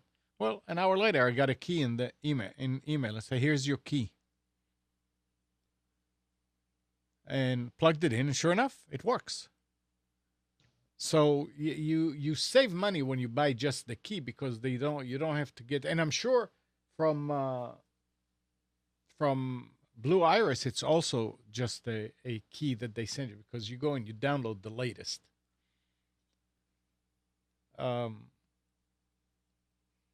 So it's almost everything is like this unless you buy it at the store. You were saying something, Spence? No, sorry. Just I moving wanted on. to answer a question that Tim was asking earlier. I've been trying to get to. Sorry, Tim. He says, can I trust a 128 gigabyte flash drive? He just bought one at Staples. The answer is not only no, but the answer is hell no, for two reasons. One, you never trust a single drive. It will fail at some point. Mhm. You just don't know when. It's going to fail. Hopefully not whenever during its useful life. Number two, flash memory on these sticks is the lowest quality, cheapest, crappiest memory made. And it is so bad, and now this information is at least a year old, maybe things have improved, but it is so bad that a 128 gigabyte drive may have 200 gigabytes on it. They run a utility on the memory to tell it to mark all of the bad cells as bad and reorganize the remaining cells to the first good 128 gigabyte. Right. The reason those cells are bad is because there's something wrong in the manufacturing process, whether it is a defect in manufacturing, whether it's a material defect. The thing is that flash memory it's temporary and temporary only, and anything existing on a flash drive should never exist only on the flash drive. It should be used to move between computers. And if you lose it, I mean, think about it, flash drive, you lose it. There probably are more of them lost than are failed. Mm-hmm. So if you lose it, you need to be able to go back and grab it from wherever you got it originally. So the answer to your question is never. And by the way, Mike, as far as the bad spots, I mean, hard drives are the same way. Right, but it's not as bad as flash drives. Probably not. But that's why we don't see anymore what we used to call low-level format. They don't want you to see it. Because they don't, exactly. And if you do it, you're going to end up with a drive that has a lot of bad spots on it. The way that there are utilities to low-level format a hard drive today from the manufacturer, and it will go and it will actually do the same thing. And the 1 terabyte is probably 1.25 terabytes, and they have enough good space that is not being used. And when you format it, once it finds a bad spot, it marks it, and then it uses one of the spare ones, and you see a drive. It doesn't have any bad spots. Wow. Well, it does. It's the same as SSD, isn't it? It's you look at excuse me, SSD drive. You can buy 256 gig. You can buy 250 gig, 240 gig. It's just they're putting aside some of the memory to take care of the bad sectors that appear. And Steve makes a good point, because as I understand it, the firmware on the drive, once it senses a failing cell, it grabs that data, relocates it to this memory that's not listed as part of the space. Now I'm assuming that, I don't know that. It's listing, it's moving it and marking that cell as bad, so theoretically it prevents a failure. Right. That's why when I bought SSDs, I've always bought a 240 drive instead of a 250 or 256, because as far as I'm concerned, from what I've read, it gives you more of a backup, not a backup, but a security, if you like, because it's got extra cells there to move stuff off of bad cells that develop. If I get one surface error on any drive, it's out. Yeah. As far as I'm concerned, it's the beginning of a massive failure. But that's not always true, but I'll never trust a drive where I can detect a bad spot on the drive. Spence, Yes, do we have specials? we do. Did you send the file? I did. Okay, so you guys keep going. I'm going to go and fix it. One thing that might interest some people, I've got a little bit of information I saw this week, which I thought was quite interesting about Windows 10 when it comes out. Is they are going to have by default FLAC and MKV files will be playable in Windows 10 by default, which I think is good. Awesome. Saves you having to install different codecs and things like that. So that's going to make it a lot more suitable. I also read something, I'm not sure whether it's how true it is or not, but they're talking about possibly January for Windows 10. I'm going to install Windows 9. Sorry, I'm not going to do 10. I'm going to wait until all the crying is over from the new version, then I'll update to it. And I also wait to make sure that drivers are available, because I don't have the latest and greatest of everything there is here. Yeah, I'm not going to upgrade straight away. I'm still sticking with 7. I've got 8 on one machine, but I'll be waiting for 10 for a good few months. Absolutely, no question about that. But this idea of playing FLAC naturally, that's very appealing.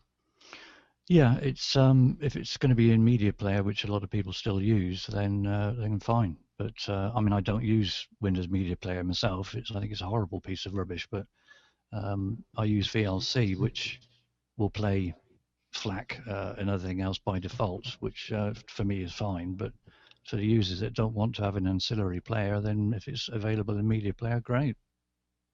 Well, there's some bugs in VLC that the developers claim are not their fault. They're blaming the rest of the world, that prevents it from being my player of choice. But for most video files, it's pretty hard to beat, which brings up an issue that I ran into yesterday that I'll float by the group. And that is that my daughter was trying to play a DVD.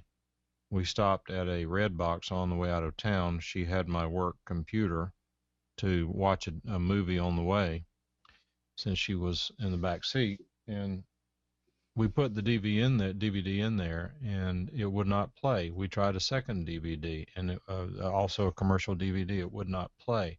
It looked like it had the digital protection on it that was causing the problem, that the screen was torn, the video was terrible. Now, this computer that I have is an i7 quad-core, 8 gig of memory, in pristine condition, Lenovo ThinkPad. My question is, and I think I know the answer, but my question is, should there be a problem playing a commercial movie on a DVD drive on a normal computer? Well, the answer to that would be no, as far as I was concerned. When you say it wouldn't play, what it just blank screen? Well, it finally got to where the audio track would play, but there was blotching all over the screen. Yeah, it's blocking you have to have the licensing for the rendering of the video. Well, how do people have home theater PCs how do you do that? I mean, what do you do? Your video card has the license built in. Believe it or not, it's built in. There's a handshake that goes on when it checks the licensing with the video card itself. I remember going through this when I built the home recorder, when I was building the what was that originally called, the Windows Media Edition. You had to have the video card actually took care of that, and it was something that was part of the driver that did the handshake. So it's got to do with the it's been a long time since I dealt with this, but I remember looking at it to say, like Blu-ray players, for example, it's built in that the driver for the video codec that's in the machine satisfies the licensing requirement. I remember Well, digging into this. To answer the questions in chat, I'm not trying to rip the DVD. I don't want to do that. It's not Blu-ray. It was SD. It did exactly the same thing on 2 different movies. And I believe that Power DVD may be installed on the computer. We tried playing it in VLC. It wouldn't work. And which really aggravates me to no end, because if there's a problem, if it won't play because of copy protection, the system ought to be smart enough to tell you to do it. I'm not interested in ripping it. I mean, I don't care about the movie, and we haven't tried it yet, but I'm sure that it will play on a home DVD player, which was really all we were doing anyway. We were just trying to use it for convenience, using the PC for a DVD player. I actually went and bought a portable DVD player, and then we didn't use it. But so Tim, you're saying that if I update VLC, that it will probably play that disc? If so, that's what I'm going to do. I'm going to try that to see if it solves it, because both of these movies, as far as I know, are fairly new. I didn't recognize the name. Well, that couldn't be well, I'm not sure. Both of them are probably fairly new releases, and apparently these studios, each year when they release them, they probably update whatever the copy protection is. But what I don't get it, because so many people are watching movies on their computers. The studios, I mean, I've had movies that I could watch on a computer, and you can't copy them. I mean, the copy protection won't let you copy them, so I know that it's not that, wait a minute, if you can play it on a computer, you can copy it. That's not true. Obviously, I know there are ways around it. I know all about that crap. But what I'm saying is that if Windows 7 cannot play, or in whatever codecs are on there, and it's my work computer, I'm not going to put a bunch of codecs on it. I'll update VLC, but that'd be about it. But if you can't watch it on a computer, I have to wonder if these studios are not limiting their audiences. It's just one of the many problems of the studios, isn't it? Their idea is we need to stop people copying them, and then they put these things in place that ruin it for the legitimate people that do want to watch it legitimately. I'm 100% legitimate on these. Yeah. And this was an enormous source of a lot of angst and complaining online when I did the research on this, because there are ways around it. I mean, there are ways to hack it. And at the time that they came out with this new standard, people were really pissed. But just like the RIAA stepped in it and has never really recovered, the same thing was happening with the movie industry. They were tone deaf. They did not understand that this was just way beyond what they could be so much simpler. But whatever they put in place is usually absolved or is worked out a way around it within days anyway. So I really don't see why they should spend all that time and energy. You know, why don't they actually just make the stuff available as people want it? That's what we all want. That's what would make it all simpler for everybody. Well, I have to say, and I've been, obviously, like most of us here, been messing with computers as long as there have been computers. I've been involved in audio and video with computers as long as that has been done. And I know all about that. I mean, what is the name of this? There's a program out there. Hang on a second. I got it. It used to be that you could copy anything with, thinking the name of for some reason, the publisher, I remember Fingtao Software or Fingtao something. And the reason I remember that is because these guys are involved in some pretty serious litigation up in New York, which is going to be interesting to follow along. And they've now stopped selling software in the United States that defeats the copy protection or whatever it is and so forth. But there's another one that's still out there. I'm thinking that any DVD, HD, or any DVD. Yeah, but there's an HD version of it apparently for Blu-ray. And apparently you can still buy this, which I wouldn't be caught dead buying something like that, because that list, there's no doubt in my mind that the government can have any of those lists they want. I wouldn't get anywhere near doing something like that. but it's here in the United States apparently where they're running into so many issues, which is probably, I just sort of answered my own question. I guess that they're staying busy outside the United States, and the United States they're taking it or leaving it, but not going there, not interested, no way, no how. But all that being said, this is the first time I have ever encountered. I mean, yes, back in the old days when you got disc and you wanted to make a local copy so that you didn't scratch it, what we would do is we would make, like under the Sony Betamax decision, we would make a reference copy, and whenever we watch the DVD, we watch the copy, put the other one in the box and put it on a shelf so we wouldn't lose it. And we would do that, and eventually the disc would get scratched. You throw it in the trash can and make another copy and do it again. Because unfortunately, my family has a bad habit of scratching and losing discs. And so that was going to, but then when they went with the copy protection, that sort of shot that. And so now I've got a bunch of copy protected DVDs around here that are either scratched or missing.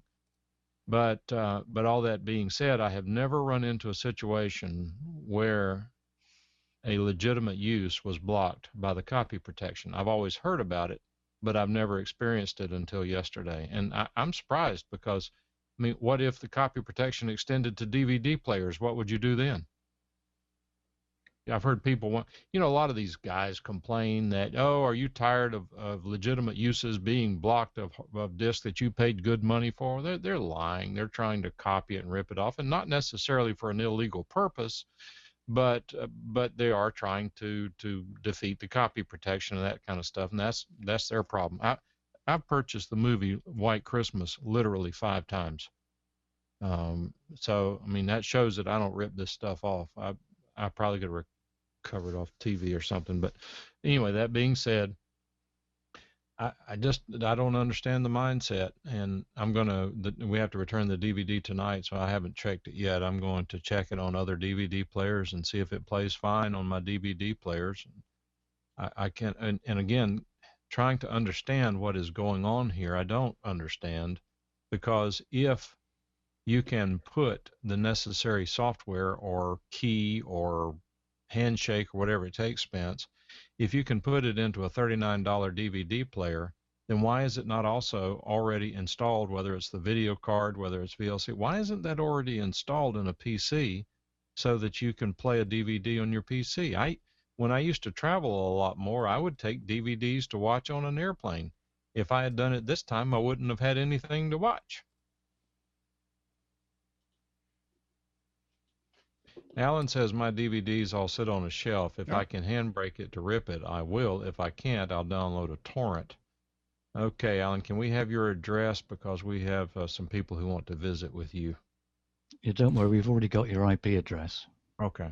I mean, we always used to tell people in the days when you had to use the CDs all the time, software and whatever, make a copy of it.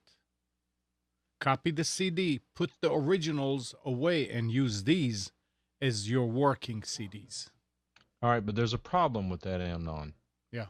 And this is the frustration, and I share this frustration. It is legal for you to make an archival copy of a video that you purchase based on my understanding of the Sony Betamax decision and the Copyright Act. Okay. All right, that's step one. However, it is illegal for you to defeat copy protection under any circumstance. I agree. Well, those two don't work together. No, I mean, if they give you the right to copy. No, the government gives you the right. They're contradicting themselves. Oh, I see what you mean. Yeah, that's true. But that's a dilemma. Yeah. But they also got laws passed, which is why I don't do that stuff. I used to make illegal. I used to make legal archival copies, and because it was legal. This started under VHS tape. Right. Or tape in period. And whenever they added all the copy protection, that's when I got out of it. And quite frankly, I had not burned any disc or authored any disc in probably 6 or 7 years. But I got back into it because of my son's wedding, and I was trying to learn how to master a Blu-ray disc and all that stuff. And it's been a long time since I've dealt with any of this software.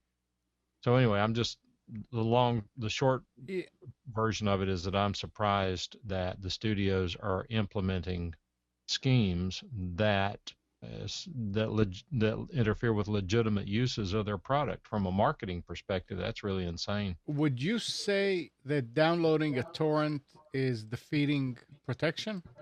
It's a fascinating question, and the Electronic Frontier Foundation seems to be taking an interesting approach on that. I don't know what their official approach is, but if you follow what I just said, you are entitled to make an archival copy. Is downloading a movie to which you already have the rights to own an archival copy, is torrenting that illegal? Yes. That question, well, the question in the United States may not have been court tested yet. Well, the thing is, if you're downloading it by torrent, you are automatically uploading it, which means you're distributing it, and you don't have a license to do that. Correct. But can you torrent? Can you download without uploading? No. Okay, Well, let's take it not torrent. Let's say that you find a copy somewhere online.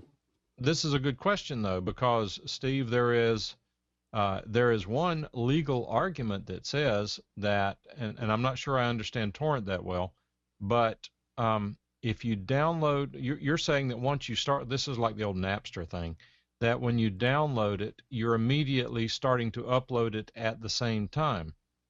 Yeah, as soon as you get any amount of kilobytes, then you're automatically uploading those bits to the server and to other people. You are being another, what do they call it?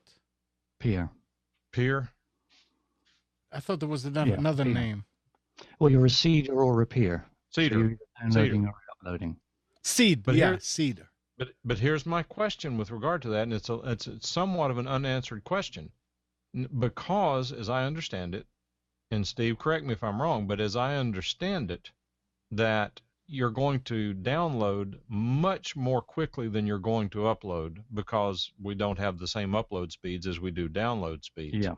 Okay. Now, having said that, there is one legal theory, and this information is 2 or 3 years old, so it may have been settled by now. But there's one theory that says that if you're only uploading a few bits and pieces through a torrent, which is only uploading some sort of capsule or parts of it, it's not just doing an upload of the video. You might, let's say that there are 10,000 segments. You might be uploading 88 segments of that 10,000 segments for that particular file, and supposedly the torrent servers have a way of keeping up where each packet or whatever this small container part comes from. So theoretically, you're not uploading the movie, you're only uploading bits and pieces of it, and if they were able to capture your upload, if they were to assemble those, it would not even resemble the movie. The problem is just uploading one bit of information of that movie is distributing it as far as the MPAA and whoever else is concerned, and their response to that is, you've uploaded a chunk of a movie which is copyrightable, therefore you've distributed it, and it will go to make up the full. So you're facilitating. Back when I had my problems with the MPAA, we didn't have a law in England which said facilitating was illegal, and I think that's one of the reasons I got off, because facilitating there was no such thing in law over here. Mm-hmm. There is now, and it's a very grey area, I believe, but they've got so much weight behind them now that they, just by them saying it, makes it sound true, whether it's actually can be fought in law or not. But the fact is, as far as they're concerned, if you upload one chunk, then you're distributing it, and you don't have a license to do that. And that's certainly the argument that the MPAA is going to make. Whether it'll hold up, I don't know, because just because they have a policy and want the law to be that way does not necessarily make it so. The EFF.org, the Electronic Frontier Foundation, is fighting these things. They did a lot of fighting with regard to fair use, because They've been fantastic. Yeah, what happens is that with there is a concept under the law called copyright abuse. What that means is that if you download a movie or something, anything illegally, if you download it, or even worse, if you upload a movie to a sharing site like a Napster, that's called infringement, for which there are civil and criminal penalties. But what happens is that if the copyright owner stretches its authority beyond what the Copyright Act allows. That is, if these owners go after someone for infringement when in fact the owner is not entitled to do so. An example of that would be if a library is entitled to use certain copyrighted materials under the fair use statute, if the copyright owner goes after this or threatens, even, usually it's probably a threat, it threatens the library for practicing its fair use rights, then that is being called copyright abuse. And that is, you have a right to certain copyrights, but you're abusing it by exaggerating the power that you really have under the law, and they're actually trying to reverse the civil penalties against the copyright owner.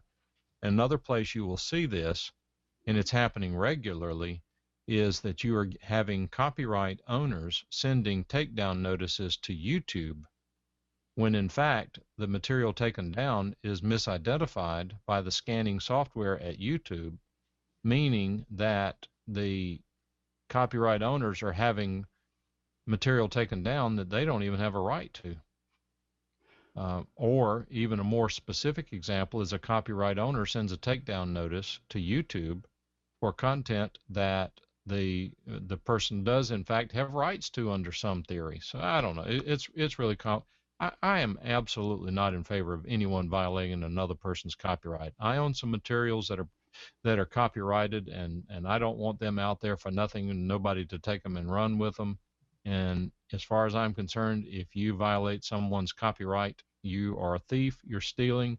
If you don't like it, create your own or void it. Just stay away from it. My wife, again, because we go back to whenever it was legal or easy or whatever the case may be to make archival copies, she asked me last week, she said, I want to give White Christmas to all the kids.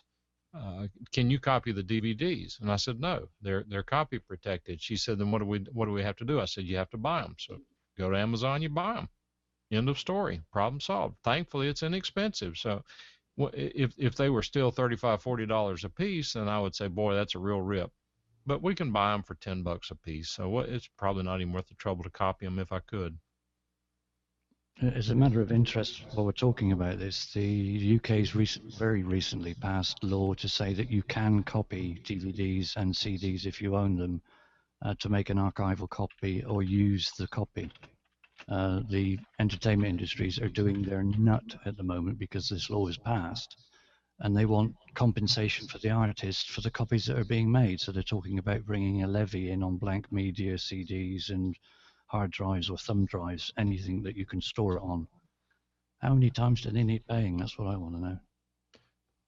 The good news for me, Steve, is that I rarely watch movies or listen to music, and certainly don't buy music anymore. They can pass all the laws they want. My generation, I'm past all that. I'm into talk radio and podcasting. There are about 2 podcasts I listen to. And beyond that, you know what? RIAA, they just left me by. They've created their bed, let them lie in it. They can go out and get to the uninitiated, and more power to them. But they told me they said, you have to do it our way or else. And I said, okay, or else. You can have it. Yeah, same here. It's my view is, if you've got a copy of DVD. Steve, just a second. Let me make sure one thing. I just realized. Spence, you can stay to do the... Yes. You don't need to. All right, well, shut up. Go ahead, guys. No, go ahead. No, we were going to finish your comment, Steve. Just one quick thing just to finish off. In my view, if you've paid for a legitimate CD, DVD, Blu-ray, whatever it might be, if you then want to put that on one big hard drive so all your content is on one device instead of having to go and get the individual DVD, whatever, it makes it simpler, it makes it easier, it's all in one place. Why would they try and fight against that? It's insane. Everybody wants the convenience of watching it on the device they want, when they want, how they want. Just let them do that. Mm-hmm.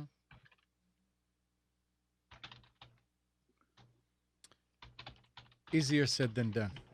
Yeah. All right, Spence. All right, give me a minute just so I can open it. Jeez. No, I downloaded it back to this machine and the reader that's built into Windows 8. is not the best. Oh, Well, you know what it is. I lose a little resolution here, so I'm struggling to read some of it. So if I look funny leaning close to the screen, it's because I'm trying to get close to the screen. Okay. And now, today's specials. Oh, wait a second. Amnon, the one you put up there is November. Why does it say November 9 on it? because I was going to say, but look at the second page and it's the 30th. Oh, I didn't change it on all the pages? Right. Oh, I did. Yeah. Okay. That's okay. That's all right. My mistake. All right, so ignore the first page. Yeah, because it looked right. Oh, so the first page is completely wrong? No, the first page is just the date is wrong. Yeah, okay. No, this is correct. Yeah. All right. Go on. But I'm really struggling to see it here. Uh-oh. Why is the quality so bad? I don't know. I mean, I just took it and placed it. All right, well, we'll get through it. You don't have your own copy? Oh, I have it on another computer. Oh. So let me see if it's ad. You know what it is? It's ad specific. It's the first one. It's the cut and paste I did from Office Depot. Apparently the quality isn't all that great. So all right, we'll muck through it. Okay, they've got a Toshiba 15.6 inch Windows 8 laptop. This is with an Intel i3 processor, 349 at 240 off.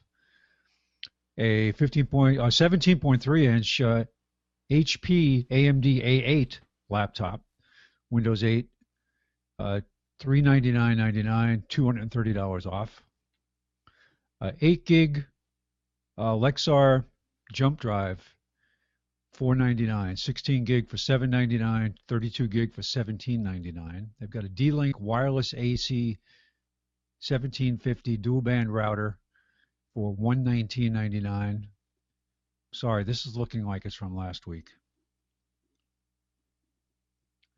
Let me just check real quick here. My Cloud.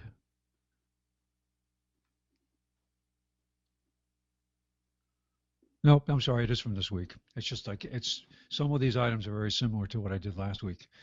A D-Link wireless AC dual band USB adapter for $29. So you can get the router and the appropriate adapter to give you full AC capability.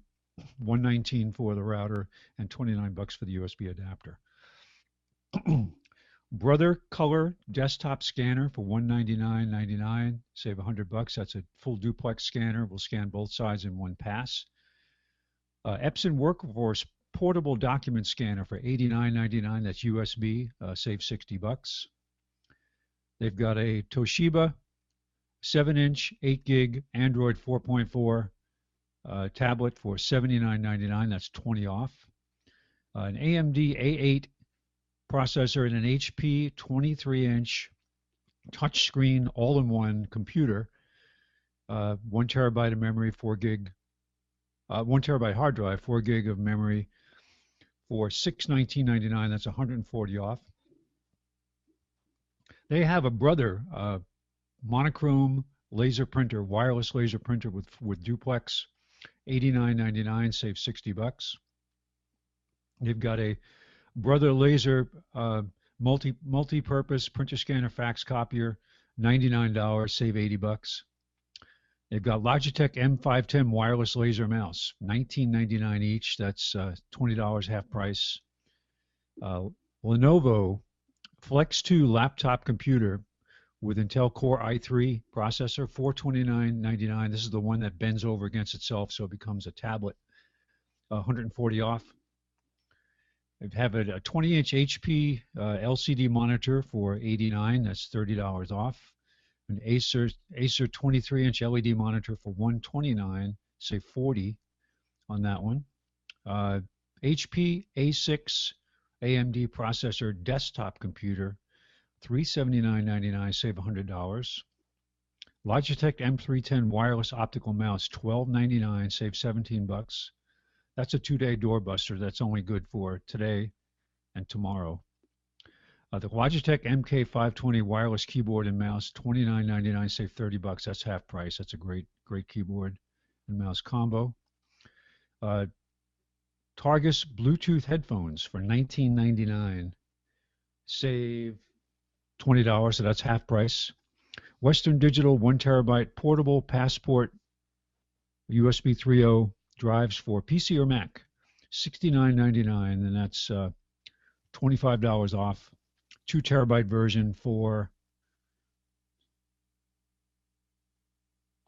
sorry, it's like $109, I think it is, save $25. I can't read the price. It's so small. I made it too small. We've got an interesting device. It's a Logitech multi-keyboard Bluetooth keyboard that will work with different devices, with your tablet, with your smartphone, and with your PC just by flipping a switch. It goes through all three of those modes. $39.99, save $10. Very useful device. MyCloud personal storage from Western Digital, 6 terabytes for $319. That includes the software for connecting over the web. Okay, moving on to Staples.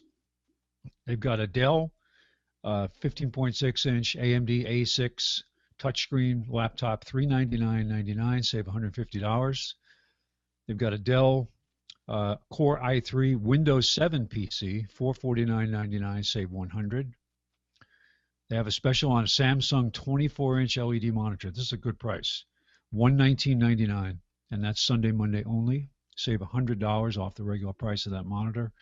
16 gig SanDisk USB 3.0 flash drive for $699. Well, I can't confirm that it's USB 3.0. It said it in the larger ad, but it doesn't say it here.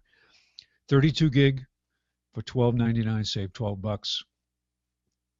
They've got Western Digital MyBook desktop USB 3.0 hard drives, 3 terabyte for $119, save $10. 4 terabytes for $139, save $30. HP LaserJet Pro all-in-one wireless printer, 4-in-1, so it gives you printer, scanner, fax, and copying, and it is $99, $110 off. Excuse me. Epson Workforce wireless all-in-one excuse me, laser printer, $59.99. That's not a laser, it's an inkjet. Save $70. Acer 11.6-inch Chromebook, $149.99. That's a Sunday, Monday only. That's $50 off the regular price. Toshiba laptop with i3 processor, $279.99. Save $220. That's a 15.6-inch screen. Doesn't say it's a touch screen. Brother wireless laser printer with duplex and monochrome laser, $99.99, save $50. They have a Lenovo laptop AMD A10. This is their A10 is up there with comparable to the i7. $399.99, Monday only. That's $200 off the regular price. That's a 15.6-inch screen. Dell 24-inch widescreen LED monitor for $99.99. That's $100 off. They've got the Logitech 960 webcam, $59.99, save $40. They've got an Asus desktop PC with an A10 processor, $429.99. That's a Windows 8 machine, Sunday, Monday only. They've got a Windows 7 PC with a Intel Core i5, $579.99. This is a desktop, no monitor, 12 gig of memory and a 1 terabyte hard drive.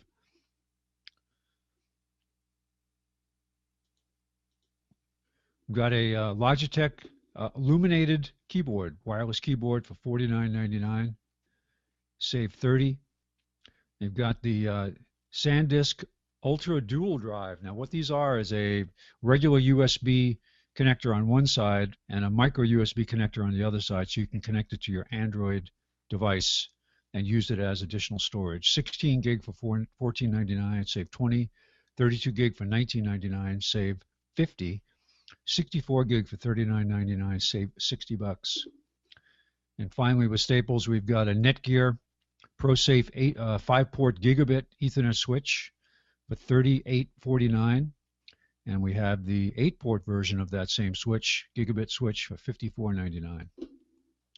And that is it for Staples. Now, finishing up with Best Buy. They've got a HP Envy touchscreen 15.6 inch with an AMD A10. That's their high-end mobile processor. $49.99, save $100. $499.99, save $100. They've got an HP convertible laptop. This is a 11-inch. I'm having a hard time reading. I apologize. 11-inch screen, Windows 8 touchscreen compatible. $349.99. It does have a Pentium processor, so it's just a minimal dual core, but a nice machine for if you want a convertible. They've also got an HP Pavilion 15.6-inch convertible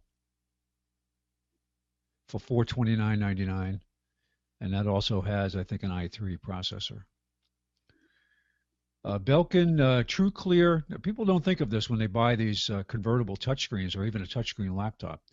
It's worth it to buy the protective screen for this. This is the 13.3-inch touchscreen laptop screen protector for $39 at 10 off. I'm sure they have other sizes, but it's something to consider when you buy one of these tablets or convertible laptops. This is sized for a touchscreen laptop. Yes. Hit the plus on the reader, on the Adobe Reader. To make I did, and if I go closer, it's harder to read because it's not as clear. Oh, okay. It made it all the difference here. No, a little bit different. It's not too much better here. Asus desktop AMD A10 series desktop computer, $449, say $50. PNY 32 gig USB 3.0 flash drive for $14.99, say $45. Brother network ready wireless black and white laser printer with duplex, automatic duplex, $89.99. That's probably the best price for that printer today. We've got 3 different monitors on sale. They've got an HP 20-inch monitor for $89.99, save $30. AOC 21.5-inch LED monitor for $119, save $30. And an HP 23-inch for $149.99, save $80. Brother network ready wireless mono laser all-in-one printer for $99.99. Now it does not have a multi-sheet feeder, it's just got a scanner on the top, but it is a fax machine also. So it's be careful when you buy these printers. You want to make sure it's got a feeder that's going to serve your purposes. Brother wireless all-in-one inkjet printer, and $59.99. So this is a printer, scanner, fax, copier with a document feeder, $59.99, $40 off. We've got a Dell Venue 8 Pro 8-inch Windows 8 tablet for $179.99. That's got to be the best price I've seen yet on a Windows tablet. Up until now, which they've got an off-brand Windows tablet for $99.99. This is a 7-inch Insignia brand. Acer Iconia tablet, 8-inch tablet with Intel Atom processor, 16 gig of memory, $139.99. We've got a Toshiba 1 terabyte internal serial ATA SATA hard drive for $49. This is a laptop form factor, 2.5-inch.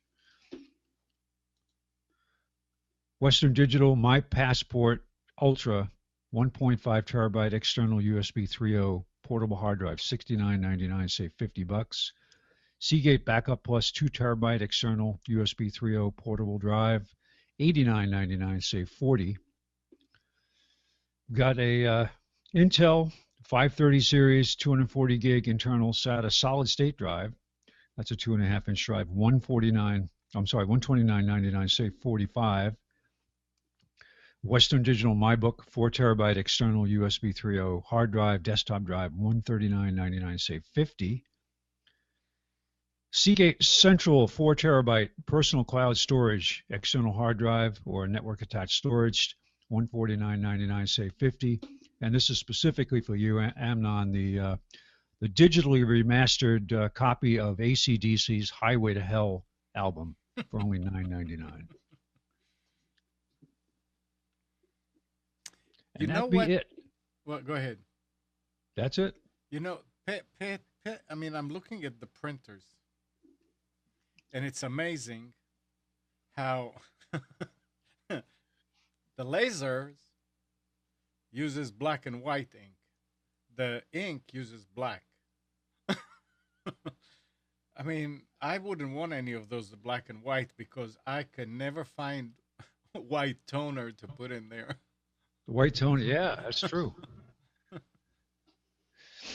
Isn't white the presence of all colors, and black is the absence of all? So black should be free. You should be I having mean, to put white toner in it. it's amazing. Be They describe the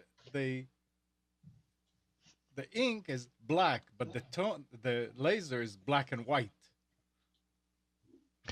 All right, Yeah. on to more important things. Anyway, I have Thanks, one other. I know Spence. we're over time, but you know what? That's okay. I did have an interesting experience happen. I cannot believe how I'm losing sight of days. I did learn one thing a couple of weeks ago. Never take Tuesday off from work, because if you do, your week has 2 Mondays. Yeah. Anyway, Yep. I have been working with a radio station to get them set up to be able to take Skype callers. And it's been going on for 3 months. I've never been to the station. I'm working with their engineer, who is a brilliant engineer. Guy really knows what he's doing. But I'm of the opinion he has not worked a lot with Skype and laptop computers, things of that nature. It has been, needless to say, the process has been somewhat of a disaster. However, in the interest of trying to move things along, I had a Lexicon Alpha external USB sound card that I bought to play with, thinking it would be useful, but it was not, because of a design error or design decision that Lexicon made with this unit that I won't bother with. But the benefit of this Lexicon Alpha is that it has balanced inputs and outputs that are most suitable for use in a professional environment like a radio station. Well, the engineer installed it and tried to use it, couldn't use it. It had noise in it. It was terrible. The Skype situation worked extremely well, but you couldn't go on the air with it because of the noise. Then the following week, there was a Skype issue that they overlooked that caused the show not to be able to go on the air. So this week, being away from the office for a week, I decided to try to jump in and try to solve the problem. And so their guy there agreed to get online with me after the station signed off at 5 o'clock. And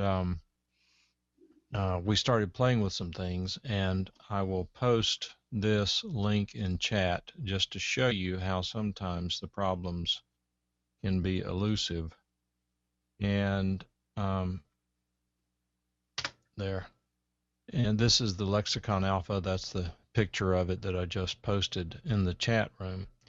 And once I went online with the guy, I started thinking about it. I knew what the problem had to be.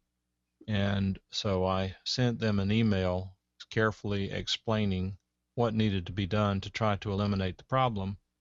And sure enough, what I told him was the solution. And if you look at this picture, the monitor mix button is, when turned all the way down, is direct. When it's turned all the way up, it's on playback. Now what this means is, and this will sound confusing, let's go backwards. If you put the knob all the way up to playback, then that means what you hear coming out of the headphones is only what the computer is sending back to the sound card. This is the mode that's normal, that we would be most comfortable with, the way we set up all of our sound cards, so that we don't get echoes and loop-throughs. If you turn this monitor mix control all the way down to the direct side, then what you will get is whatever is coming into channel 1 or channel 2 is going to be immediately fed to channel 1 or channel 2 output. The purpose of that is, if you're playing a guitar and want to be able to sing along with it in real time, you can't you can't deal with the latency that comes back from the computer. Won't get into all that. Bottom line is, it occurred to me that what's probably going on in this installation was that this monitor mix button was set at the wrong position. And sure enough, it was set at 12 o'clock. And when he turned it all the way up to playback, the problem went away completely. We had a couple of little other glitches, but and also including some operation of that console that did not work, didn't understand how it worked. But once that problem was solved, and I learned what certain buttons do on the console, these guys now have an excellent way of interconnecting with Skype. They have a full mix minus coming out of the board going into Skype, and then they have more control. They created kind of a poor man's mix minus, and the way they did it by using the mono amplifier, Gary, they now, by pressing or releasing the mono button on each channel, can control exactly what goes out to the Skype caller. They can even create a talkback, an off-air talkback. And you'll understand this, Gary. They can create an off-air talkback by pressing the mono button on the control mic and monitoring the Skype computer on the Q speaker. They can have a real-world talkback. Then when they pot up the Skype caller to go on the air, it's a full Skype situation. If they want to play something back, like the Telos, or if they want to play back the program computer, all they have to do is mash this one button, and that's what goes to the Skype caller. And that's it's going to work out better than I could have anticipated. But the whole point of this discussion is that if you say things don't work, then chances are it's fairly simple. And in this case, if everything works, and we'll know tomorrow, but if everything works, it was as simple as this knob being in the wrong place. Now, when I say there were a couple of other little things, the input, you'll appreciate this, Gary, the feed from the mono bus amplifier to the input on the Alpha has got to be padded about 15 or 20 dB because there's no range of control on the input. But anyway, when all that's going to work out, we've got everything set up and working. It's going to be fascinating to hear how it works. This will be the first terrestrial radio station that I've been involved with, second one, I guess. Gary and I were testing one for one of his stations. I guess that was a terrestrial station, as I recall, but it's going to be interesting to see how it works. The good news is that even if it turns out that Skype is not usable because of bandwidth, there are some others. They can use Google Hangouts. They can use what are the other ones that we were using, several of the other ones, SIP clients, whatever, they can use those because the interface with the mix minus and all that will work exactly the same way. So we'll see how it goes. I'll let you know how it goes next week. And you are correct, Gary. Ground loops were a problem. Mike, I've got something to report to you. I just realized that. Your volume's low, and oh, I'm sorry. I think I was just pointing the wrong way. Is it still low? Nope. Oh. The speaker that's working here is coming right out of the mixer. And it feeds it to the other machine that is streaming. And there's a speaker on it too.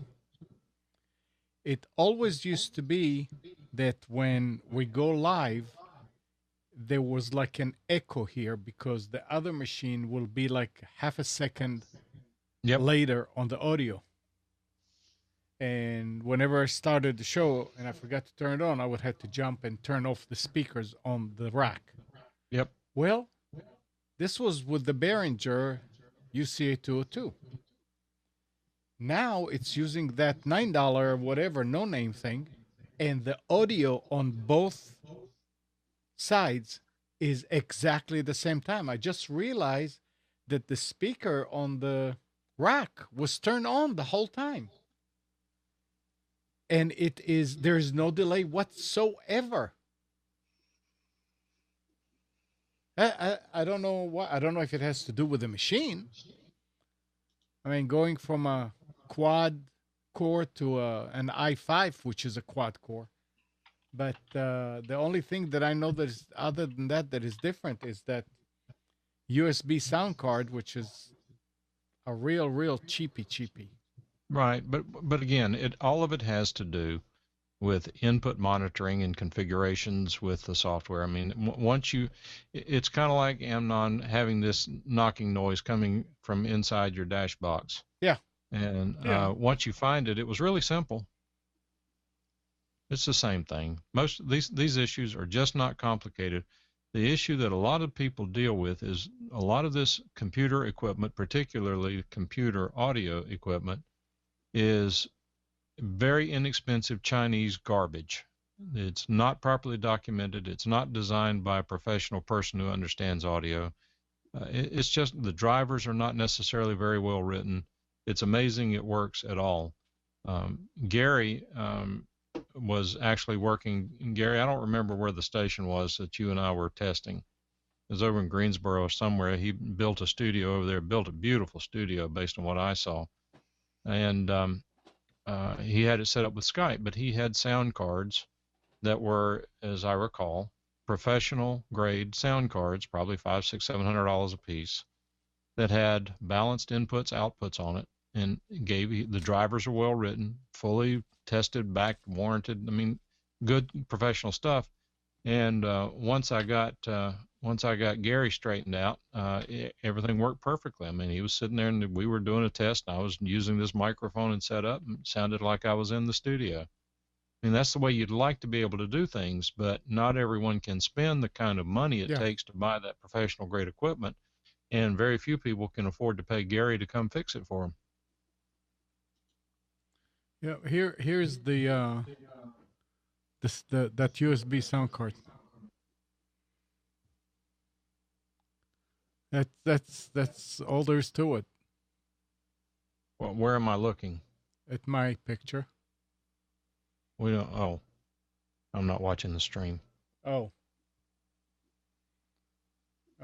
Well, the trick is, if it works, use it. Yep. I mean, it's just amazing. I mean, I didn't expect it to have absolutely no delay whatsoever between the two. I don't know. Anyway. All right. Anything else? Not from me. Steve? No, I brought up a couple of things I had thought might be interesting. And they were, and we appreciate it. That's awesome, then. Awesome. Awesome. Somebody was asking me about you this week, Steve. I don't remember who it was. All right. They were talking about that guy in another country with a great voice. And I come into this where? Yeah. Well, that's very nice of them. I hope you thank them for me on my behalf. I did. I told them that you're a great guy and an essential part of this operation, and delighted that you have chosen to spend the time with us. Well, I enjoy it every week, and it's usually something that is of interest, and we're all similar ages, so we can all have a gripe about the same things, which does you good, I think. Yeah. All right, well, let's wrap it up. Okay, everybody. Spence, thank you. You're welcome. Steve. Thanks, Spence. Mike. Yep.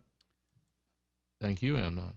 Good morning, Kathy, Hannah, Nabil, Mac, Norm, Katie, and Donna. Thank you, everybody, for tuning to Computers 2K Now. We hope you enjoyed and maybe learned something from our time together. Remember to practice safe computing. Back up your hard drive and update your virus scanner. We'll be back here next Sunday at 9, but you can always reach us at computers2know.com. While you're at it, again, like us on Facebook, subscribe to our YouTube channel. Tune in tonight at 8 o'clock for the Tanya Love Show, and tomorrow, 11 is Health In, and 1, Breaking Free. See you, everybody.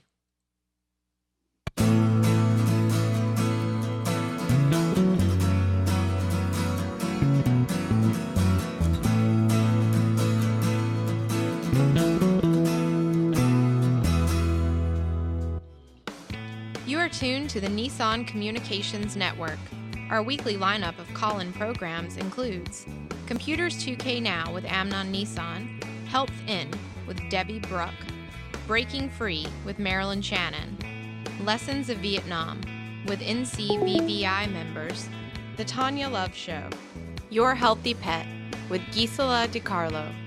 And if you tuned in too late, you can always watch each program in its entirety or download an MP3 audio file of it at www.nissancommunications.com. Sponsored by Atomus.com, makers of quality video recorders and converters for professionals, CarolinaApparel.com, and DeltaForce.net.